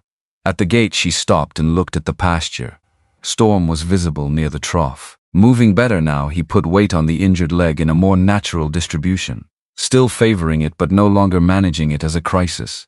His head was up, and his ear was tracking the road, which was where Silas and Nora were, and when he found them he held the location without alarm. Aldiss knows about the bloodline, she said again. Not repeating herself, arriving at it from a new direction. He knew in February. Which means someone with knowledge of Thomas's research, someone who had access to his documentation, or who was in contact with people who had followed his research, communicated with Aldiss or with Aldiss's network, before this herd ever came down from the Beaverhead. Silas looked at her. The implication settled. Thomas's research, he said. Who had access to it besides you? Her jaw tightened slightly. The Natural Survey Office, where he sent preliminary reports. A colleague at the survey office in Cheyenne, who was corresponding with him about the bloodline hypothesis before he died, and the institution that was considering publishing his documentation. She paused. I sent the hair sample to the Helena office 2 days ago. The silence that followed was the silence of two people looking at the same shape and neither of them liking what it was. You trust the Helena office, he said. I trusted it when I sent the sample. Her voice was even and specific, which was how she sounded when she was working to keep it that way. I need to think about whether that trust has changed. He opened the gate and they went into the pasture together, and Stormsing came toward them with the deliberate three-legged gait of a horse managing his own recovery, and Silas put his hand on the animal's neck and stood there, and beside him Nora opened her notebook and did not write in it but held it. And the afternoon light came down through the clouds in the specific way it comes, through clouds in Montana, in late March, flat and honest and without sentiment, illuminating everything exactly as it was. What it was a man who had been alone too long, standing in a pasture full of wild horses with a woman whose husband had spent his last years looking for exactly what those horses represented, and somewhere between them and Helena and Wyoming, and the cold corridors of federal authority, something had been set in motion that neither of them had chosen, and that both of them were now in the middle of. And the 3 days Aldiss had bought himself were 3 days they could use, or 3 days they could spend in the grip of what they could not control. And the difference between those two choices was going to matter, he said, looking at Storm. What do you need? She was quiet for a moment. Not evasion, assembly. I need to write to the survey office in Cheyenne today, and I need to do it before I think too long about what the answer might be, because if I think too long I will not write it at all. She paused. And I need to find the letter Thomas left with his materials, the one explaining his methodology for identifying the wind sensor markers. Because if that letter exists in documentation that Aldiss can access, then Aldiss already has the full scientific basis for his claim of preservation interest, and our position becomes significantly more complicated. Then we find the letter first, Silas said. Where is it? She looked at him. The afternoon light was on her face, and her expression was the expression of someone who has been carrying a piece of luggage for a long time, and has just been offered help with it by someone they had not expected to offer. And the surprise was not that the help was offered, but that it was offered without conditions and without the particular weight of obligation that help from some people carries.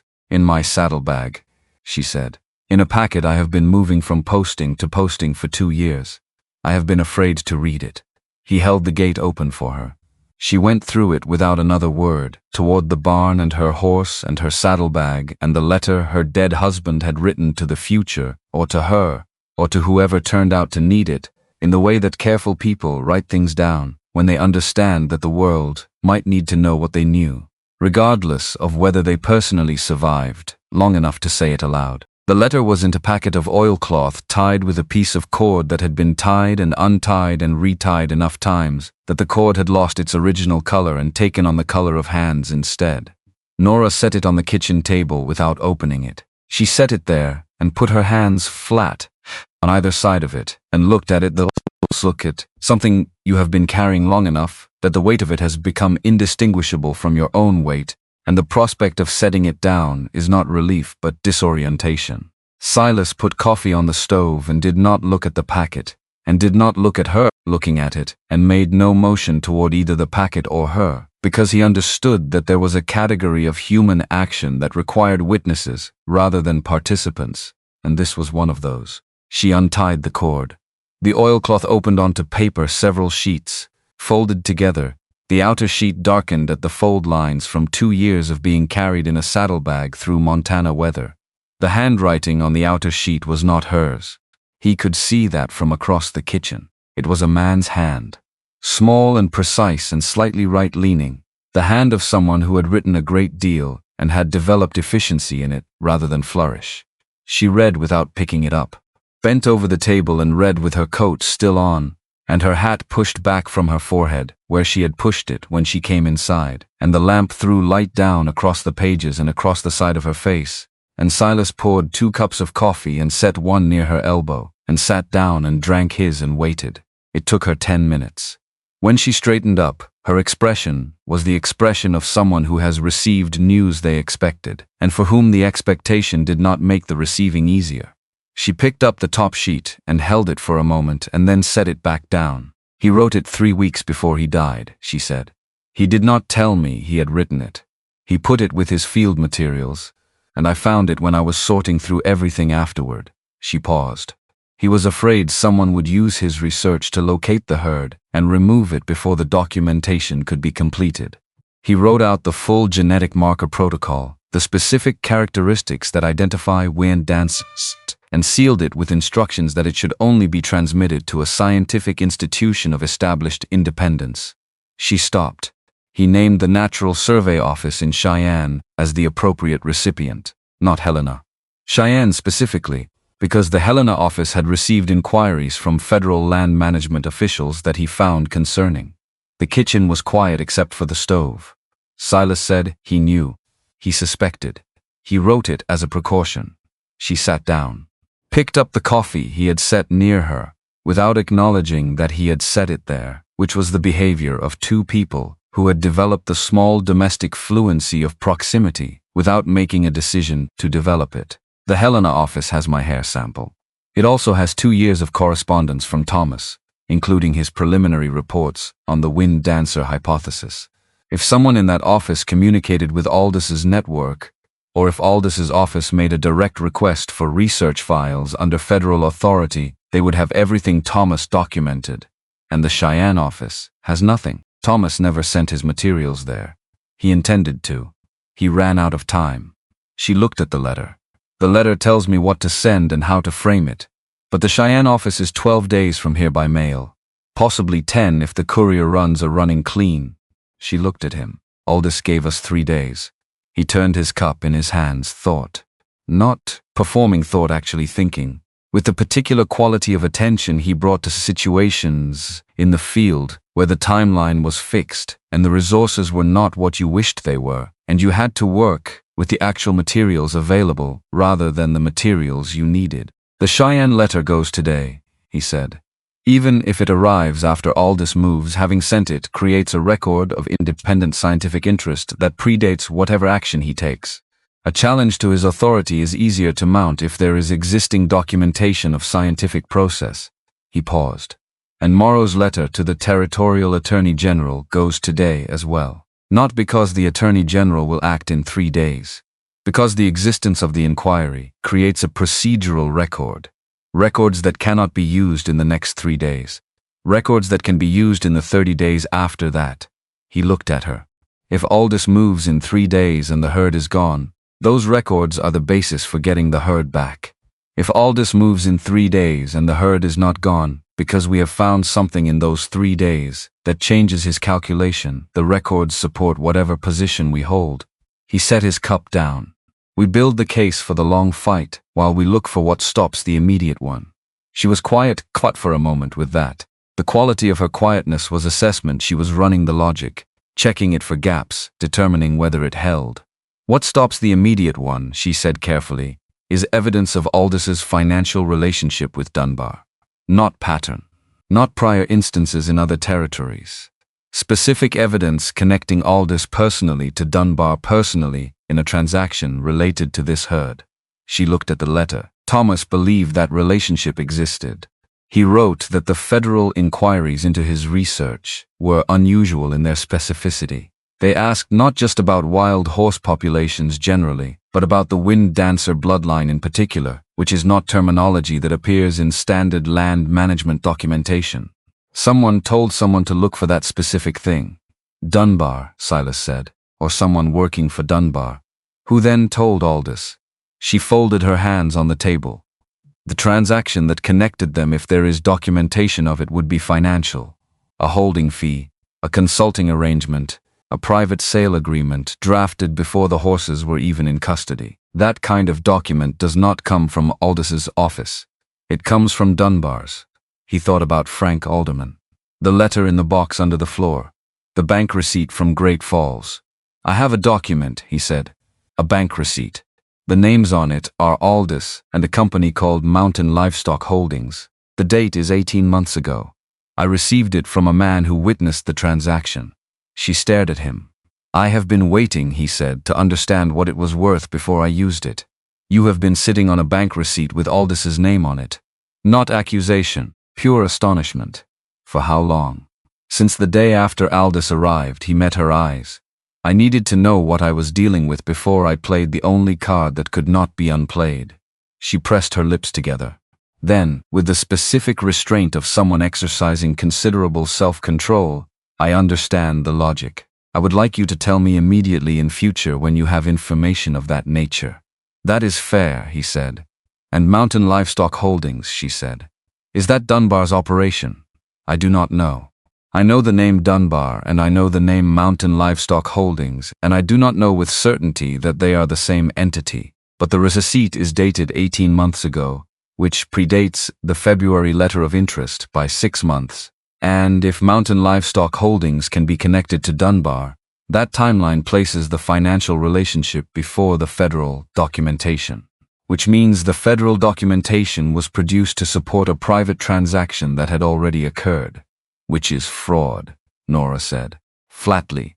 Without drama, just the word, yes. Morrow needs to see this receipt today. I know, not tomorrow, today.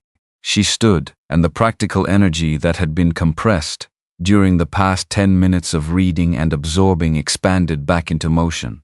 The way water expands when the thing containing it is removed. And I am going to write to Cheyenne now, before anything else, because the letter has to leave on today's post, and if I wait until after we deal with Morrow and the receipt and everything else, the post rider will have gone. He went to the floorboard in the corner of the bedroom where the box was kept. He had put it there during his second winter on the Cold Fork land, when he had developed the habit that mountain men develop of keeping important things in places that require deliberate action to access, not because he was paranoid, but because things kept casually get lost and things kept deliberately get found when needed. The box was pine, small, with a simple latch. He opened it and took out the envelope that Frank Alderman had sent him, and opened the envelope and removed the folded receipt and smoothed it on the table. Nora looked at it over his shoulder. He was aware of her standing behind him and slightly to his left, closer than the purely functional requirements of seeing Steek in the document demanded. And he did not step away, and she did not step back, and neither of them acknowledged the proximity, and both of them were aware of it. The receipt was a standard bank document. Great Falls Commercial Bank, Montana Territory. The date, 2 parties. A sum that was large enough to make the transaction significant and specific enough to make it identifiable. Aldiss's name was written in the same careful, legal hand that bank documents used, with his full title beneath it. The other party was listed as Mountain Livestock Holdings, Helena, MT, with a signature that was illegible in the way that signatures on financial documents become illegible over generations of being signed quickly. The signature on the holdings side, Nora said. Is that Dunbar? I cannot read it. Frank Alderman knew who signed it because he was present. But Frank is in Great Falls and I have not communicated with him since he sent this. Can you reach him? By post in 4 days, by writing in 2. He looked at the receipt, which is 1 day more than we have. She went back to the table and sat down and began writing the letter to Cheyenne. He watched her write for a moment, the efficiency of it, the way she assembled sentences with the same precision she brought to her field documentation. No wasted motion, no circling back, and then he put on his coat and his hat and went to find Morrow. Morrow was at his office in Cold Fork, which was a one-room structure next to the post office that contained a desk, 2 chairs, a rack of rifles, and the unmuted documentation of 9 years of county law enforcement, filed in a system that looked chaotic and was not. He was writing when Silas came in. He looked at the receipt for 30 seconds. "The signature," he said. "I cannot read it. Frank Alderman can identify the signer. Frank Alderman is in Great Falls." "Yes." Morrow put the receipt on his desk very carefully, with the deliberateness of someone placing something fragile. "This changes the shape of what I am doing with the Attorney General's office. The inquiry I was going to send as a procedural matter becomes something more specific." He paused. "And the letter to Johnson County, Wyoming. I need to ask them specifically about Mountain Livestock Holdings as a corporate entity registered in Montana. If that entity is registered, and if Dunbar's name appears in its registration, the connection is documented independently of Frank Alderman." Silas sat down in the second chair. "How long does corporate registration inquiry take?" "Depends on whether I send the inquiry to the Montana Territorial Secretary's office or directly to the county clerk in the county where the entity is registered." Morrow pulled out a sheet of paper. "Helena registration is the territorial record. If Mountain Livestock Holdings is registered in Montana, it is in Helena. The clerk's office can respond by telegraph. I would need to send to the telegraph station in Missoula and have them relay. Response could come back in 2 days if the clerk cooperates." "Can you make the clerk cooperate?" Morrow looked at him with the expression of a man who has been a sheriff for 9 years. "I can make the inquiry in terms that communicate urgency without explaining why the urgency exists, which is sometimes more effective than explaining." He began writing. "Go back to the property. I will send you word when the response comes." On the road back from Cold Fork, Silas passed through the section of the valley road where the cottonwoods along the creek met the road and created a tunnel of bare branches over the mud, and in this tunnel he encountered Agnes Whitfield, the school teacher from Ohio, who had been staying at the Henderson Ranch. She was walking toward town with a basket over one arm, and she stopped when she saw him. "Mr. Reed," she said it with the direct simplicity of a woman who had spent her professional life addressing people without preamble. "I heard about the meeting. The federal man. Word travels. In a valley this size, word is the primary form of infrastructure." She adjusted her basket. "I want you to know that the people who were at your fence 2 days ago, the ones who watched those horses settle in, they are not indifferent to what happens. You may not know that because you have kept your own counsel and have not asked, but it is true." He looked at her. She looked back with the steady gaze of a woman who had spent decades being accurate with children and had applied the habit to adults as a matter of efficiency. "Martha Hess," she said. "The Alcott brothers. Horace Dunn at the smithy. They talk. They have been talking since they left your property. What they saw there, the horses, the way they organized themselves, the way the stallion allowed himself to be treated, that is not something people in a valley like this forget or dismiss." She paused. "What they need is to know that their presence matters, that they are not simply spectators to something being decided over their heads by men from Helena." He thought about what Nora had said the day before, about reaching toward the people around him, about community being a language he had let go foreign. "I do not know how to ask people to stand up for something that may not be winnable," he said. "You do not have to ask people to win," she said. "You have to ask them to show up. The showing up is what changes the arithmetic." She looked down the road toward the property, where from this distance in the afternoon light the horses were a dark mass moving through the pale grass of the pasture. That herd came here because something in that place was worth coming to. People are not so different from horses in that respect. She walked on toward town. He stood in the cottonwood tunnel for a moment, with the cold air coming down off the ridge and the creek running loud under the bank beside the road, and he thought about what it meant to ask people to stand up for something, and whether the 4 years he had spent making himself inaccessible were a debt he could call in now, and he concluded that the answer was that he did not know, but that not knowing was not the same as no. He went back to the property. Nora had finished the Cheyenne letter, and sealed it and left it on the table, with a note that said it needed to go with the afternoon post rider, who came through at 3, and she had gone back to the pasture. He found her at the fence, not on the other side of it, standing at the rail, watching. Not documenting. Just watching.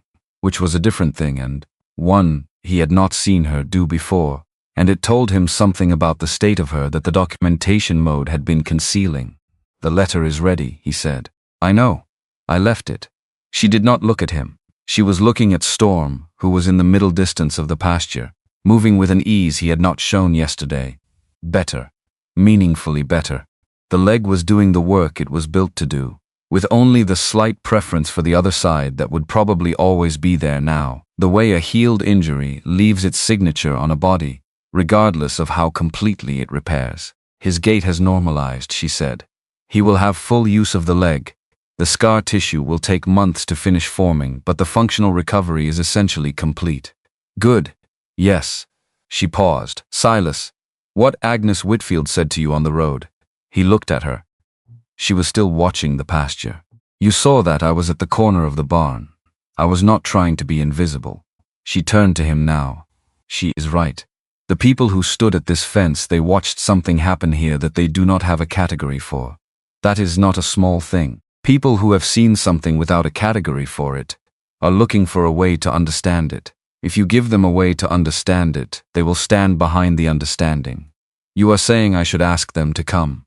I am saying you should let them know that they are welcome, which is different." She held his gaze. "You are not the kind of man who asks for help. I understand that. I am not either. But there is a middle position between asking for help and doing everything alone. And that position is letting people participate in something they already care about." He looked at the herd, at Storm, at Queen in her central position, watching the pasture's edges with the settled attention of a horse who has decided that this particular territory is worth guarding. "I will send word," he said. "Through Cal," she said. "And through Morrow. The people who already know pieces of this, let them carry it to the ones who do not." He sent word through Cal that afternoon. He did not craft a speech or write a formal message.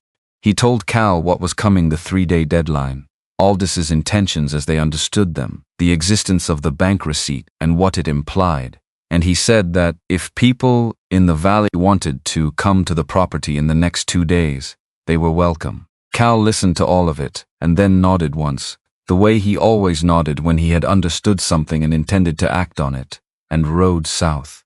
The afternoon post rider came through at 3 and took the Cheyenne letter and the 3 other letters that Nora had added to the packet in the time since Silas had left for town, one to her contact at the Cheyenne survey office, one to a colleague she named only as Dr. Marsh, who had corresponded with Thomas about the wind dancer work, and one to a person whose name Silas did not recognize that she sealed before he could see the address.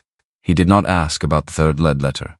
She noticed that he did not ask. They ate early, before full dark, because both of them had slept badly the night before and the night before that, and because the meeting with Aldiss 2 days hence required clear heads, and because the particular exhaustion of sustained high-stakes problem-solving across multiple simultaneous fronts, legal, scientific, logistical, social, has a different texture than physical exhaustion, and requires a different kind of recovery. The kitchen had settled into a shape that 2 people make when they have occupied a space together for several days, and have stopped performing their occupation of it and started simply inhabiting it.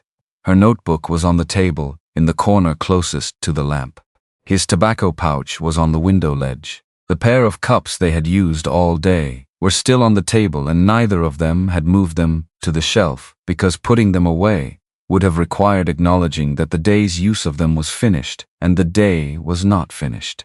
She said, looking at her cup, "Tell me about the winter in Beaverhead." He looked at her. "Which winter?" "The one you mentioned when you explained how you learned to read wild horses. The broken leg, the herd." He was quiet for a moment, not reluctant, assessing the story for its shape, the way he assessed most things before he gave them to other people, determining what it actually was and whether the telling would be accurate. "I was 22, he said, "working alone that season, which I did not have enough experience to be doing alone, but did not know that yet. There is a kind of confidence that comes from a few years of success in dangerous country that is worse than ignorance because it borrows against a future it has not yet earned. He paused. I went across an ice shelf at about 8,000 feet that I had crossed a dozen times the previous winter. The shelf had changed. Under ice, everything changes season to season, and the only way to know the change is to test the change, and the way to test an ice shelf is to cross it carefully rather than confidently. He looked at his cup. I crossed it confidently. The shelf cave at the far edge. I went down a short distance, not far enough to kill me, far enough to break the left leg in 2 places, and wedge me in a crevice that required 2 hours to work myself out of. She said nothing, listening. I got myself into a stand of lodgepole pine below the shelf.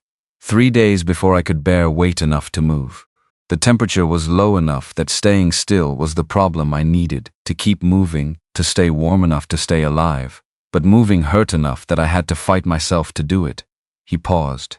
On the 3rd day the herd found me, or arrived near me. They had been wintering in that drainage, and I was in their territory, and they came across me the way they would come across any object in their territory, which is to say with caution, and then with investigation, and then eventually with accommodation. The gray mare, she said. The gray mare. She stood close enough the second night that I could feel her warmth. She was not doing it for me. She was doing it because standing close to a low object in cold weather is efficient thermoregulation for a horse. But the effect was the same as if she had done it for me. He looked at the lamp. I have thought about that a great deal since then. Whether the intention behind an act changes its value. I concluded that it does not. What you receive is what you receive. The source of it is a separate question. Nora was quiet for a long moment. Then Thomas used to say that science was the discipline of separating what you wished were true from what you could demonstrate was true. He said the separation was painful every time without exception, and that people who claimed to find it easy were either lying or had stopped wishing for things, and that neither option was admirable. He looked at her. He was a good man, she said. He was the kind of good man who makes the world harder by being gone from it, because the world was better with him in it than without him, and the math on that does not improve with time. She said it without performance, without the quality of rehearsed grief that comes from having said a thing too many times. It was fresh even after 5 years, which was what genuine loss felt like, not dulled by repetition but changed by it, the way a river changes stone, working not toward absence but toward a different shape. Margaret was practical, he said. She was the most practically generous person I have known. She gave things without accounting for them. Time, attention, the actual material resources of a ranch that could not always afford to give them. She gave them because the need was in front of her, and giving was what she did with things that were in front of her. He paused. I did not know how to do that when I met her. I had spent 20 years in country where generosity had a specific cost and a specific return. And you calculated both before you acted. She found this baffling and said so frequently. Nora's expression did something small and real, not a smile exactly, a recognition. Thomas found the same quality in me. He said I approached emotion the way I approached a diagnostic problem. Gather data before committing to a conclusion. Is that wrong? It is not wrong, it is slow. She looked at him. It means that by the time I am certain of something, I am very certain of it, which is either a virtue or a cost depending on what the something is. He understood that she was not only talking about diagnostic process. He did not address this directly. He said, "We should sleep," and stood and put the cups on the shelf, both of them, and banked the stove. She took the lamp and went to the room she had been using, the small room off the kitchen that had been a storage room, and that he had cleared when it became clear she was staying, without anyone suggesting it, and without any formal agreement about it, in the way that certain arrangements establish themselves through consecutive reasonable decisions, rather than through declaration. He went to his own room. He lay in the dark and thought about the bank receipt, and the Cheyenne letter, and the Attorney General inquiry, and Morrow's wire to the corporate registration office. And all of these things were arranged in his mind with the specific orderliness of a man who had been planning operations in difficult country for 40 years, and knew how to hold multiple contingencies simultaneously without losing the shape of any of them. And underneath all of that, underneath the strategy and the evidence and the 3-day timeline was the conversation in the kitchen. And what she had said about being slow and very certain, and the specific weight of that sentence in the particular context of a kitchen in late March, with 2 people sitting across from each other, and the lamp between them. He did not sleep for a while. In the morning, Morrow came early with the response from the Montana Territorial Secretary's office. Not 2 days as he had hoped, but 1 day, because Morrow had framed the corporate registration inquiry in terms that communicated sufficient urgency without revealing its full purpose, and the clerk in Helena had responded by return wire. Mountain Life Holdings registered in the Montana Territory in November of 1885. Principal owner, Silas Edward Dunbar, Johnson County, Wyoming. Silas read the wire. Nora read the wire. Morrow watched them both read it. That is the connection, Nora said. That is one of them, Morrow said. The bank receipt places Aldiss in a financial transaction with Mountain Livestock Holdings 18 months ago. The corporate registration places Dunbar as the principal of Mountain Livestock Holdings. The Wyoming correspondence, he produced a second sheet as Mountain Livestock Holdings as the recipient of 3 wild horse herds removed from federal territory under Aldiss's authority in the past 2 years. He set the second sheet on the table beside the wire. Individually, each of these is a piece of something. Together they are a picture. He paused. It is not a picture I can take to a federal court in the next 2 days. But it is a picture I can stand behind and describe in public, in specific terms, in front of witnesses, which changes the nature of tomorrow's meeting substantially. Nora said, "He will deny." Of course he will deny. Morrow's voice had the flat certainty of a man who had heard a great many denials in 9 years of law enforcement. Denial in the face of this documentation is not a defense. It is a performance. And performances are visible to everyone watching them. Silas looked at the 2 documents on the table. The wire from Helena, the letter from Wyoming, the bank receipt that Frank Alderman had sent him from Great Falls. 3 pieces, 3 separate sources. Not proof in the courtroom sense, but proof in the human sense, the sense in which people who are present for something and paying attention form judgments about what they are witnessing, and those judgments are not nothing. The people, Cal notified, he said to Morrow. They will come tomorrow. Morrow looked at him steadily. How many? I do not know, some of them. Martha Hess, the Alcott brothers, Dunn from the smithy. He paused. Agnes Whitfield. Morrow was quiet for a moment. Then, a federal proceeding does not require an audience. No, Silas said. But a man conducting fraud does not prefer one. That afternoon, Silas did something he had not done in 4 years. He saddled his horse, the gray gelding he had kept for practical use rather than sentiment. The one horse he had not sold after Margaret died, because a man on a working property needed a horse for transport, and the gray was sound and reliable, and he had no emotional history with it, and he rode to the properties of the people who had stood at his fence. He went to Martha Hess first. She was in her yard when he arrived, doing the winter-end work of clearing debris from the fence line, and she stopped when she saw him, and stood with her work gloves in one hand, and looked at him with the expression of someone who had expected something, and was surprised mainly by the timing. He told her what he had not told the people at the fence 2 days ago, which was the full picture: Aldiss, Dunbar, Mountain Livestock Holdings, the prior herds, the bank receipt, the 3-day deadline. He told it plainly, without asking her to do anything with it, and she listened the way she did everything, which was with the attention of a woman who had survived things that required attention, and had not lost the habit. When he was done, she said, "What time?" "The meeting is at 10. I will be there at 9, she said, and put her gloves back on and went back to work. He rode to the Alcotts, to Dunn, to 2 other ranchers, whose names he knew by the signs on their gates, and whose faces he had nodded to in town without learning more. At each property he told the same story in the same plain terms, and at each property the response was some version of the same thing, which was a question about time and a statement of intention. He was not asking for help. He was letting people participate in something they already cared about.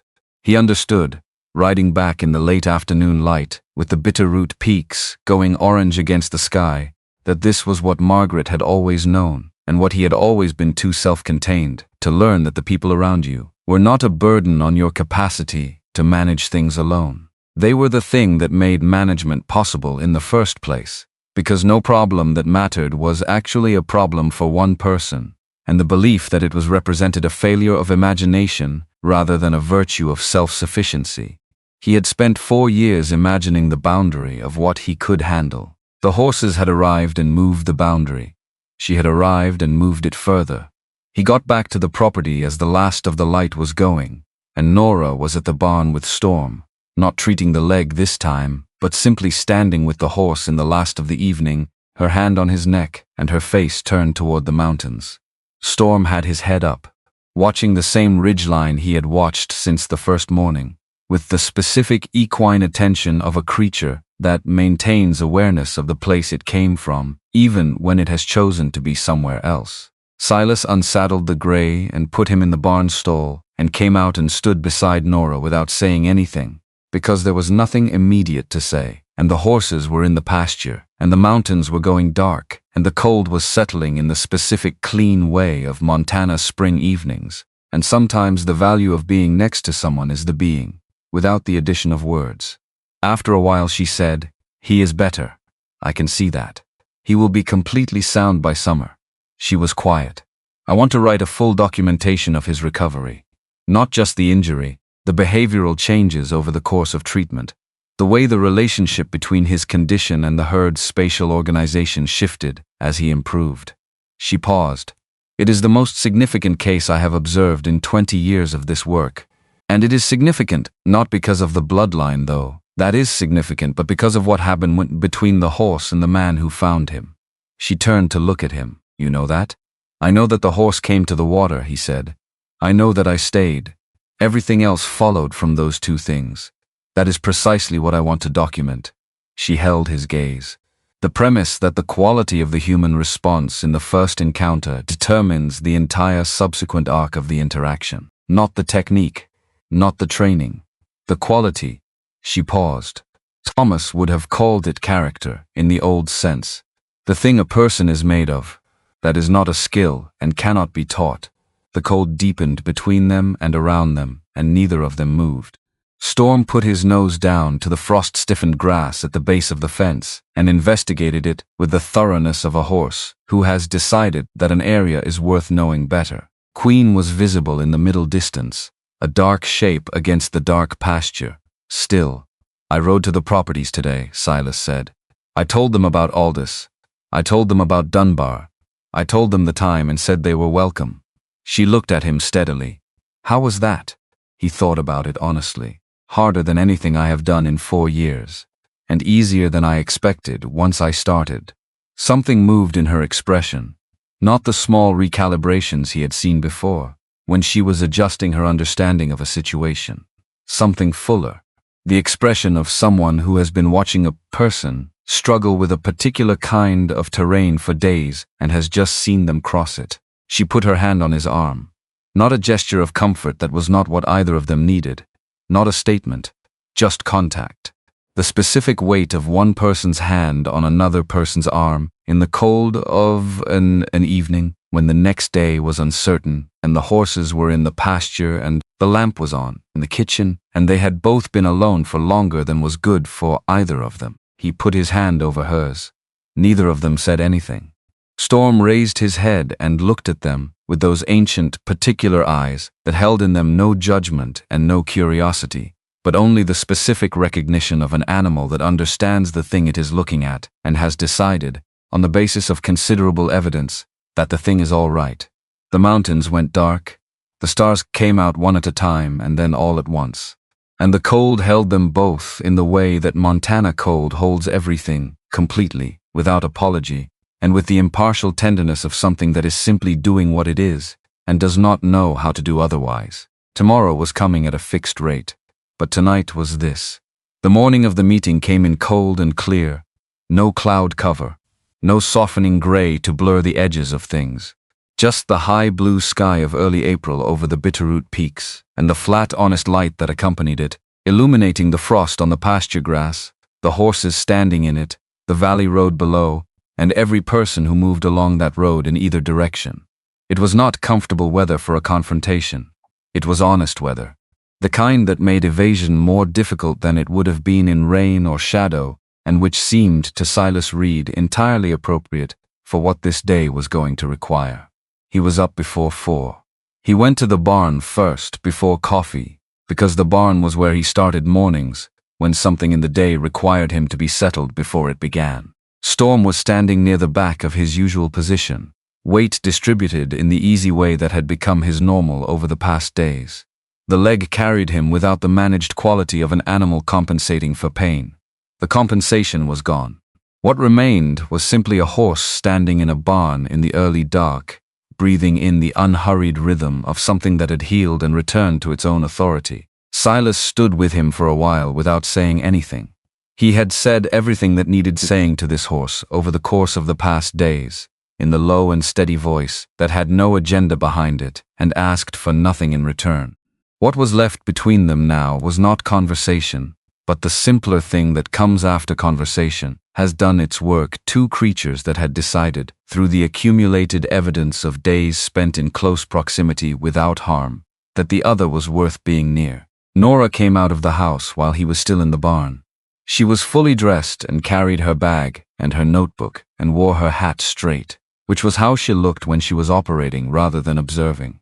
She came into the barn and looked at Storm, and made one note without opening a conversation, which was how she worked. She gathered what the environment offered before she addressed the people in it. "He looks well," she said.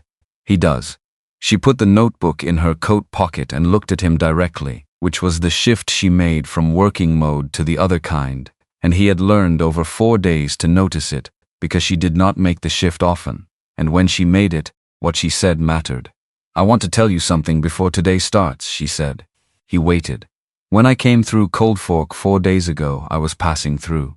The intention was Henderson's Mule, the North Trail, and back to Missoula to resupply before continuing down toward the Beaverhead drainage for the spring season."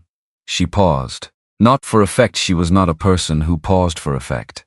She paused because she was assembling something she wanted to say accurately. "I have been moving for 2 years. Moving meant I was completing Thomas's work. Completing his work meant there was a line between me and him I had not cut, and not cutting it meant I was not yet deciding what came after." He said nothing. She was not done. "What I am trying to name," she said, "is that I did not come here to stay, and then I stayed, and I want to name that before today, because if I name it after, it will seem like a response to how things turn out, and it is not that." She held his eyes with the steadiness of a woman who has checked her conclusion against every alternative and trusts what she found. "It is something I established before I knew how today would go." He thought about what she had said 3 nights earlier, about being slow and very certain, about the difference between the pace of knowing and the weight of the thing known. "I am not fast at this," he said. "I should tell you that plainly. I know." The corner of her mouth moved in the way it moved when something struck her as precise rather than amusing. "I have been watching you for 4 days. You are the least fast person at this that I have encountered. That does not trouble you." "I told you," she said. "I am very certain. Certain does not require fast. I have made my peace with the pace." He looked at her, in the early barn light, with the horses behind him, and the morning coming through the door, and the whole weight of 4 years of contraction, and the past 4 days of unexpected expansion present in the air between them. Then he put his hand on her face. One hand. She let him, and he meant it in the full and unembellished sense of the word. And she understood what he meant because she was a person who read what was actually being communicated rather than what was easiest to receive. She covered his hand with hers. They stayed like that for a moment that belonged to them and not to the day. Then Cal Briggs rode into the yard and called his name from the gate, with the comfortable disregard for private moments that was the specific gift of long neighbors, and Silas went to meet him, and Nora went to make coffee, and the morning that was going to change things began in earnest. Cal had brought Jeremiah Alcott. Martha Hess arrived 20 minutes later in her own wagon, driving it herself at the pace of a woman who had been awake for some time. Horace Dunn came on horseback, still wearing his forge apron under his coat because he had been at the smithy since first light and had not bothered to change. And that apron said more than any declaration could about the nature of his presence. He was here between work, not instead of it, which was how the people of working country showed up for things they had decided mattered. Agnes Whitfield arrived on foot from the Henderson Ranch, 2 miles in cold mud before 7 in the morning, and she arrived without commentary on this fact, which was entirely consistent with everything Silas had observed about her. Paul Alcott came separately, later, and stood at the fence with the posture of a man who had reconsidered several positions and was not yet comfortable with the new ones, but had determined that discomfort was not sufficient reason to stay home. Morrow arrived at 8:30. He tied his horse at the gate and came directly to Silas and spoke quietly. "I have not heard from Aldiss this morning. He may come at the agreed time or earlier." He produced an envelope. "This came through the post. Helena postmark addressed to you." Silas opened it. The name at the top of the single sheet was Dr. Ansel Marsh, whom Nora had named as Thomas's research correspondent. The letter was dated 4 days earlier, which meant Marsh had written it before Nora's own letter could have reached him. He had written independently. Silas read it, brought it to Nora.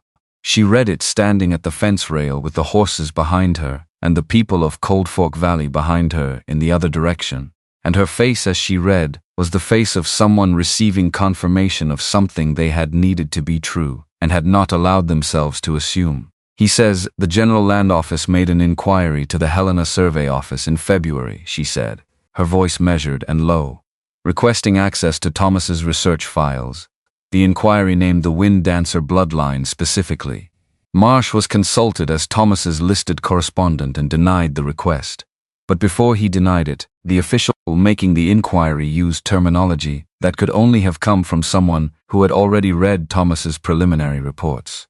She looked up. "Someone in the Helena office gave them access. That is what funded the February letter of interest. That is how Aldiss knew what he was looking for before he arrived here." Morrow, close enough to hear, said, "Marsh would testify to this. He says so in the letter." She folded it. "He says he has been troubled by the February inquiry since it occurred and has been waiting for a means of formally documenting it." Morrow looked at the letter, then at his watch, then at the people at the fence. "This is the last piece. Bank receipt connects Aldiss to Dunbar financially. Corporate registration connects Dunbar to Mountain Livestock Holdings. The Wyoming correspondence connects that operation to 3 prior herds removed under Aldiss's authority. And Marsh establishes how Aldiss obtained the scientific basis for his federal interest claim." He paused. "Not a federal court case today, but enough to read aloud in specific terms, in front of every person standing at this fence, so that Warren Aldiss understands exactly what record this community is going to hold." Aldiss arrived at 9:40. He came with both flanking riders and a 4th man older, carrying a separate leather case, with the bearing of someone whose value lay in being a witness rather than in doing anything visible. A legal presence. Someone brought to create a record that Aldiss controlled. The wagon turned off the valley road and stopped when the driver saw the people at the fence. Aldiss remained in his seat long enough to take the measure of what was in front of him, and the pause was long enough to tell Silas that he had not expected this many people and was deciding what it meant for what he had planned. He climbed down and walked toward the gate with the stride of a man who had decided the size of the audience was not going to change his approach. But Silas had been watching humans move through difficult situations for 40 years, and he saw the small adjustments, the fractional increase in the deliberateness of his walk, the slight reset of his shoulders that told him the calculation had already changed. Aldiss was not frightened, but he was in different terrain than he had prepared for. "Mr. Reed." The voice was what it always was. "I see you have a gathering. People from the valley," Silas said. "They wanted to be present. This is a federal proceeding. It does not require an audience." Morrow stepped forward. "It does not prohibit one. These are citizens of Cold Fork County, on private property, at the invitation of the property owner. They have the right to be present." He held Aldiss's gaze with the flat patience of 9 years of law enforcement in a county that had seen men confuse authority with ownership before. "Shall we proceed?" Aldiss arranged his legal man and his flanking riders, and produced his documents, and began to speak in the practiced cadence of official procedure, the statute, the federal authority, the February letter of scientific interest, the necessity of removal for conservation purposes, the facilities available in Wyoming. He spoke for 4 minutes. Morrow let him finish. Then Morrow read the bank receipt aloud, not editorializing, not accusing, reading the date, the parties, the amount, the institution. Great Falls Commercial Bank, Montana Territory. Aldiss's name with his full title. Mountain Livestock Holdings, Helena. Then the corporate registration. Mountain Livestock Holdings. Principal owner, Silas Edward Dunbar. Registered November 1885. Then a summary of the Wyoming correspondence. 3 herds, 2 years, all through Mountain Livestock Holdings, all under Aldiss's administrative authority. Then the relevant portion of Marsh's letter, the February inquiry, the specific wind dancer terminology, the denial, and what the inquiry had revealed before it. The people at the fence were quiet in the way that people are quiet when they are learning something that changes the shape of what they thought they knew. Not the polite quiet of patience, the specific, weighted quiet of understanding arriving. Aldiss's flanking riders had stopped writing. The legal man was looking at the documents on the fence rail rather than at Morrow, with the posture of someone reviewing a position rather than defending one. Aldiss said, "These documents represent selective interpretation." "Which document do you dispute?" Morrow said.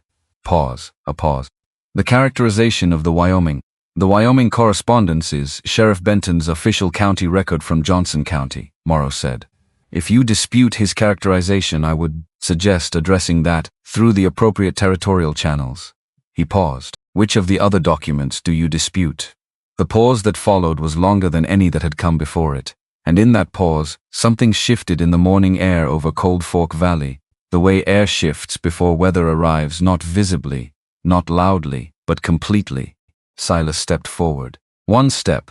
It brought him in front of Aldiss in the direct way that 1 step forward accomplishes when the person taking it is 6 feet and 4 inches, and has been still for 20 minutes, and the stillness itself had been a form of restraint.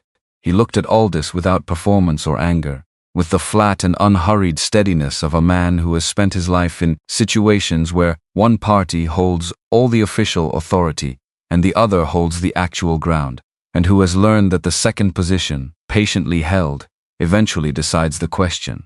"You came here," Silas said, "with the authority of the federal government and the private intention of moving these horses into the custody of a man whose name is on a bank receipt with yours, dated before your office produced a single document about this herd." He let that sit, not loudly, the way a stone sits in a current without motion, without apology, simply occupying the space and making the water move around it. "You are going to dispute Morrow's documents. You are going to consult your legal man and produce cleaner paperwork and try again through whatever channel remains open to you. That is your right." He paused. "But the people standing at this fence have now heard what they have heard, and they will remember it the way people in a valley like this remember things completely and for a long time. And whatever you do next, you will do it in front of that memory."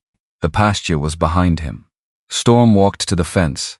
He did it without any signal from Silas and without any drama. He simply came from the middle of the pasture, where he had been standing, walked to the section of fence closest to the gate, and put his head over the top rail. His injured leg carried him with the signature of healed tissue. Nothing more. He looked out at the humans on the other side of his fence, with the ancient unhurried side of his fence, with an unhurried attentionalist that has decided where it lives and finds the question of whether it should live there already answered. Queen moved from her position in the center of the pasture. She came to the fence beside Storm and stood, and then, in the unhurried way of a community acting on shared understanding rather than signal, the rest of the herd came. Not rushing, not agitated, walking in the patient collective movement of horses that have somewhere to be and know where it is. They arranged themselves along the fence line on the meeting side of the pasture, their breath visible in the cold April air, 41 animals looking out over the rail at one man. Martha Hess said from her position at the fence, in the voice of a woman who had ranched in Cold Fork Valley for 29 years and had earned the plain use of it, "Mr. Aldiss, I have known horses my whole life. I have never seen anything like what I have seen on this property in 4 days. I do not know what the statute says about that, but I know what I saw," Agnes Whitfield said, with the precision of someone who has spent a professional life making complicated things clear to people who need them simple. You came here with federal authority and the stated intention of removing animals that have demonstrably chosen this place. You have been shown documentations suggesting your private motivations differ from your stated ones. You are standing in front of people who have watched these horses for 4 days and formed their own judgments. She paused. The question before you is not whether you have the authority to act. It is whether you are prepared to exercise that authority against this evidence, in front of this community, with your name attached to the outcome. Aldiss stood in the silence that followed. His legal man touched his elbow. A brief exchange, too low to reach anyone at the fence. Then Aldiss said, "I will need to review Sheriff Morrow's documentation and consult with my office before any further action is taken. I will communicate our position in writing." Morrow said, "I will be submitting everything in my possession to the Territorial Attorney General by the end of this week. I wanted you to have that information." Aldiss looked at Morrow, at Silas, at the horses along the fence rail. His face held the expression of a man who has encountered terrain that cost him more than he calculated for and is adjusting his route rather than his destination. And Silas read this clearly and stored it where he stored things he would need to act on later. Then Aldiss walked back to his wagon.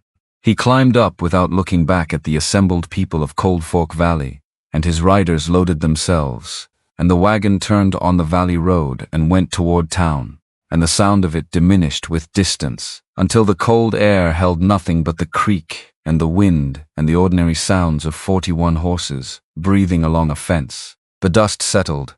The people at the fence let out their breath, not one breath, but a collection of them. The sound of several people releasing the sustained effort of standing behind something in public and waiting to find out if the standing was going to be enough. Horace Dunn looked at Silas and lifted his chin once, the gesture of a man who has formed his judgment and finds ceremony redundant. Cal put his hand on Silas's shoulder briefly, the weight of it accurate and good, and then removed it in the way that people who have known each other a long time deploy physical comfort quickly, without making it into more than it is, because the meaning is in the contact and not in the duration. Paul Alcott, the younger brother, the one who had been reconsidering positions since the day he stood at this fence, and Nora had defined the word decision for him in terms he could not dispute, said to his brother, and to no one in particular, that was right. What happened here was right. He said it the way people say things they have decided are true after working against the decision for a while, with the specific relief of a conclusion that has finally caught up with the evidence. Morrow came to Silas and spoke quietly. He is not done. The communication he promised is not a concession, it is time to find cleaner ground. But the Attorney General inquiry changes his options, and Marsh's deposition, when it is filed, limits them further. He paused. Men like Aldiss recalculate when the cost exceeds the return. Today changed his cost estimate. That is not nothing. He rode out. The people from the valley stayed another hour. They walked to the fence and looked at the horses at close range, in the manner of people who want to see clearly the thing they have committed to standing behind. Martha Hess spoke with Nora about the herd's composition, and at some point in the conversation reached out and touched Nora's sleeve and said something private, and what moved across Nora's face in response was something Silas had not seen there before, unguarded in the way that the direct warmth of an older woman produces in a person who has been self-contained for years and is encountering something that bypasses the containment. Agnes Whitfield stood at the fence near Storm for a long time. The horse came to her eventually, in the considered way he approached people he had decided to accept, and she held still and put her hand up to his muzzle, and closed her eyes briefly, and then opened them. Whatever she said to the horse, she said quietly enough that it belonged to the two of them. Cal, before he left, said to Silas, "You should come to town more." Silas said, "Probably." Cal looked at Nora, who was 20 feet away explaining wind dancer conformation to the Alcott brothers with the absorbed energy of a person who has wanted to discuss this subject for 2 years and has found an audience willing to follow. Cal looked back at Silas with the expression of a man who considers the matter addressed and finds further comment unnecessary. He rode south. When the last of them had gone, the property held its ordinary sounds again.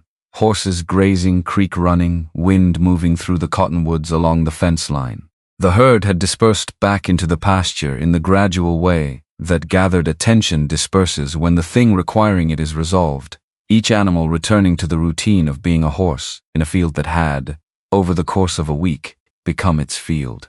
Nora came to stand beside Silas at the gate. He said, "He will try again." "Yes," she said, "but differently." And in different terrain, she was quiet a moment. The Wyoming correspondence and the Marsh deposition together make the next attempt expensive. Not impossible expensive. She paused.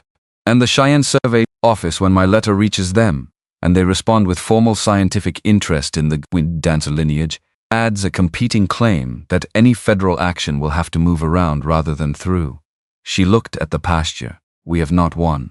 We have made winning more costly than he expected, and given ourselves time to build the ground he will have to cross." "That is enough for today," Silas said.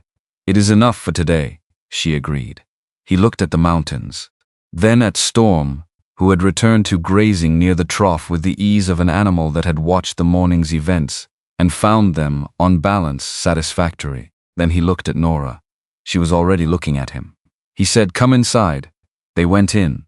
What needed to happen in the following weeks happened with the grinding patience of territorial justice, which moved in its own direction at its own speed, and could not be hurried but could, given sufficient documentation from sufficient sources, be pointed. Morrow submitted his documents to the Territorial Attorney General 3 days after the meeting.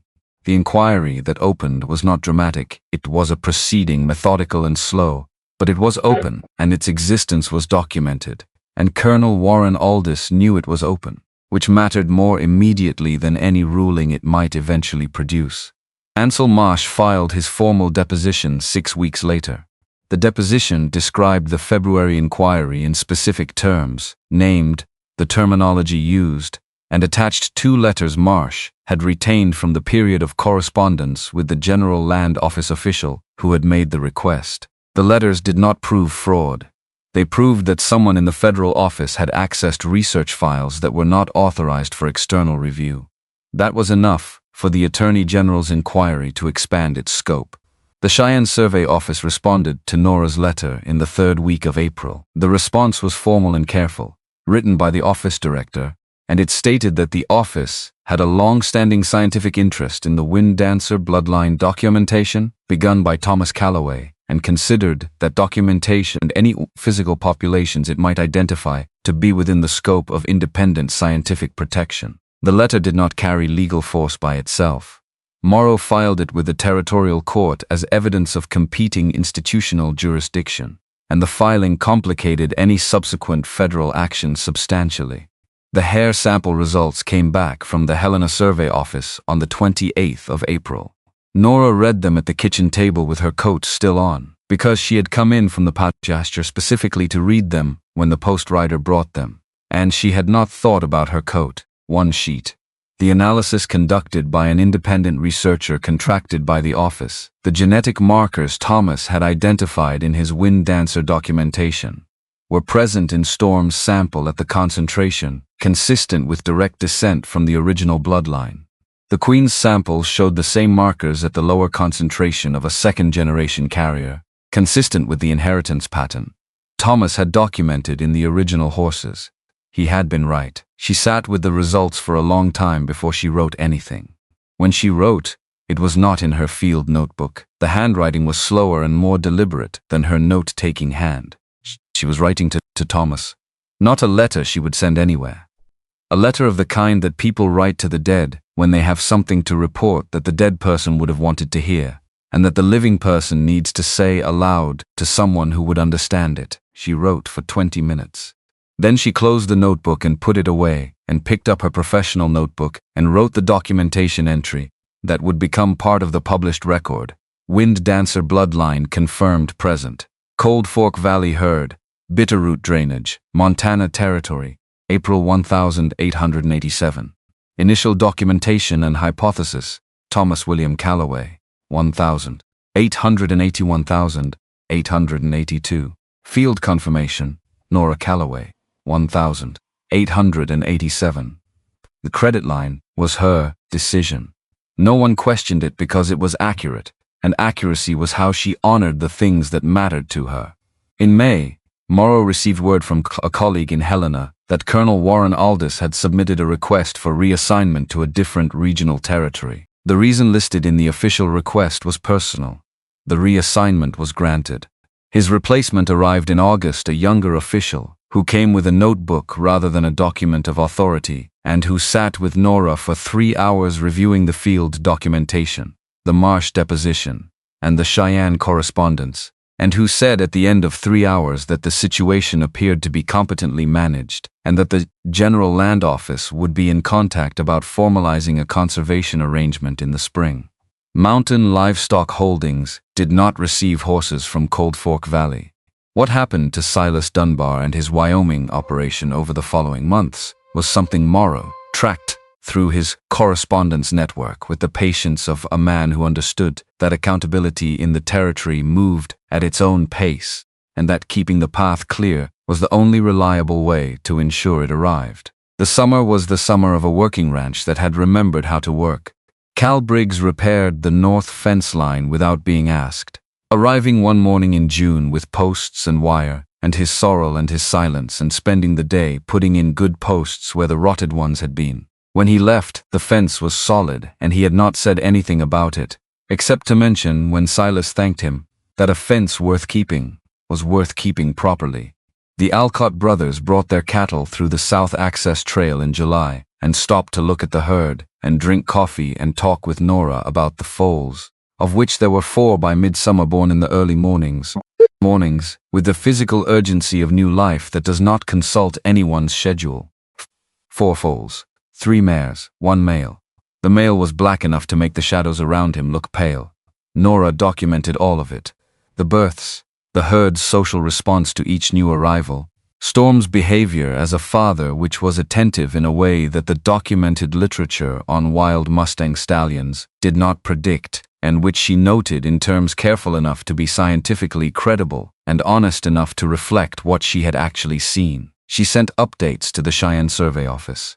She received responses from Marsh, who had begun corresponding with her directly, and who was, it became apparent over several letters, preparing to submit a formal proposal to publish the Wind Dancer Confirmation as a joint paper crediting Thomas's original work and Nora's field confirmation. The proposal was accepted in September. She told Silas about it in the kitchen in the evening, in the way she told him things that mattered directly, without preamble, because preamble was a way of managing the emotional content of information, and she had stopped managing with him a long time ago. He looked at her across the table and understood what it meant to her, and said nothing for a moment because silence was sometimes the most accurate response. And then he said, "Thomas would have said that was right." She looked at her cup. He would have said it was overdue. The corner of her mouth moved, and he would have been correct. The kusum came with everything it had. The cottonwoods along the creek went gold in a single week in early October, and the aspen on the lower slopes followed 3 days behind. And the whole valley moved through those weeks in the specific extravagance of a season that knows it is ending and spends everything it holds on the ending. The cold that came with it was the clean cold of high country in fall, not the killing cold of, not the uncertain cold of spring, but the cold of a season exactly itself, arrived at its full expression. Silas did not experience the autumn the way he had experienced the 4 autumns before it. The 4 before it he had experienced as the approach of another winter alone, which was not a feeling he would have named as dread, because he was not a man who named his feelings with much precision, but which had the physical texture of something contracting, the days getting shorter, and the house getting darker, and the silence getting its teeth. This autumn he experienced as a season, as weather, as the bitterroot going orange, and the creek running cold and clear, and the horses in the pasture growing their winter coats in the gradual way that horses do, the fine summer hair thickening almost imperceptibly, until one morning you notice the change has happened and has been happening all along. On an evening in mid-October he sat on the porch in his chair, and the chair beside him was occupied, not by memory, by a woman with her notebook closed on her lap, who was watching the last of the light move across the peaks, the way she watched things worth watching with the full and gathered attention that she brought to everything she had decided was worth her time, which was a quality he had come to regard as one of the truest things about her. Storm grazed in the middle distance of the pasture in the last amber light. He had the settled quality of an animal in a body that has healed so completely that the healing is no longer a fact about the body, it is simply what the body is now. Full weight on all four legs. The scar on the left foreleg still visible if you knew where to look, which they both did, and which neither of them needed to point out to the other. Queen was near the fence, her gray muzzle moving through the autumn grass with the economy of an old horse who has learned that doing things efficiently is more useful than doing them vigorously, and who has the years now to be right about the long calculations. 4 foals moved in the far end of the pasture with the energy that young horses have in cool weather, not the frantic energy of alarm, but the exuberant energy of bodies that have not yet learned to ration themselves. The black one moved differently from his half-siblings, lighter on his feet than his size suggested. Something in the angle of his shoulder and the length of his stride that Nora had noted in her documentation, and that Silas had simply looked at and recognized the way he recognized things he had seen before in a different form, the wind dancer lineage expressing itself in a new generation, in this valley, in the full freedom of having been born here, rather than captured here. The lamp was on in the kitchen behind them, visible through the window, throwing its domestic light out across the porch boards. Nora said, looking at the mountains rather than at him, "I have been thinking about the spring." He looked at Storm, at Queen, at the foals in the far pasture finding their speed. "What about it?" he said. A pause. The specific pause of a person measuring the weight of what they are about to put into words against the silence currently holds it, and deciding the words of the right container. "Huh? About what it is going to contain," she said. "Something we have not met yet." The evening did not change. The light continued its slow business on the peaks. The creek ran under the sound of cottonwood leaves in the small wind that came with nightfall in this valley.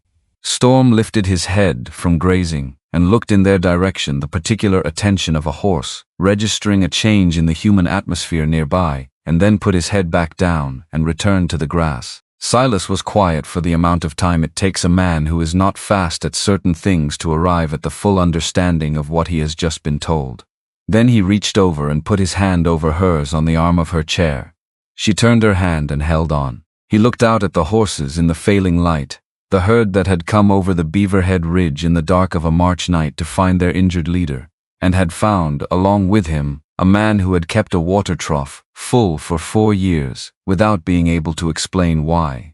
He thought about Margaret, who had said that keeping water ready was the only faith she asked of any living thing.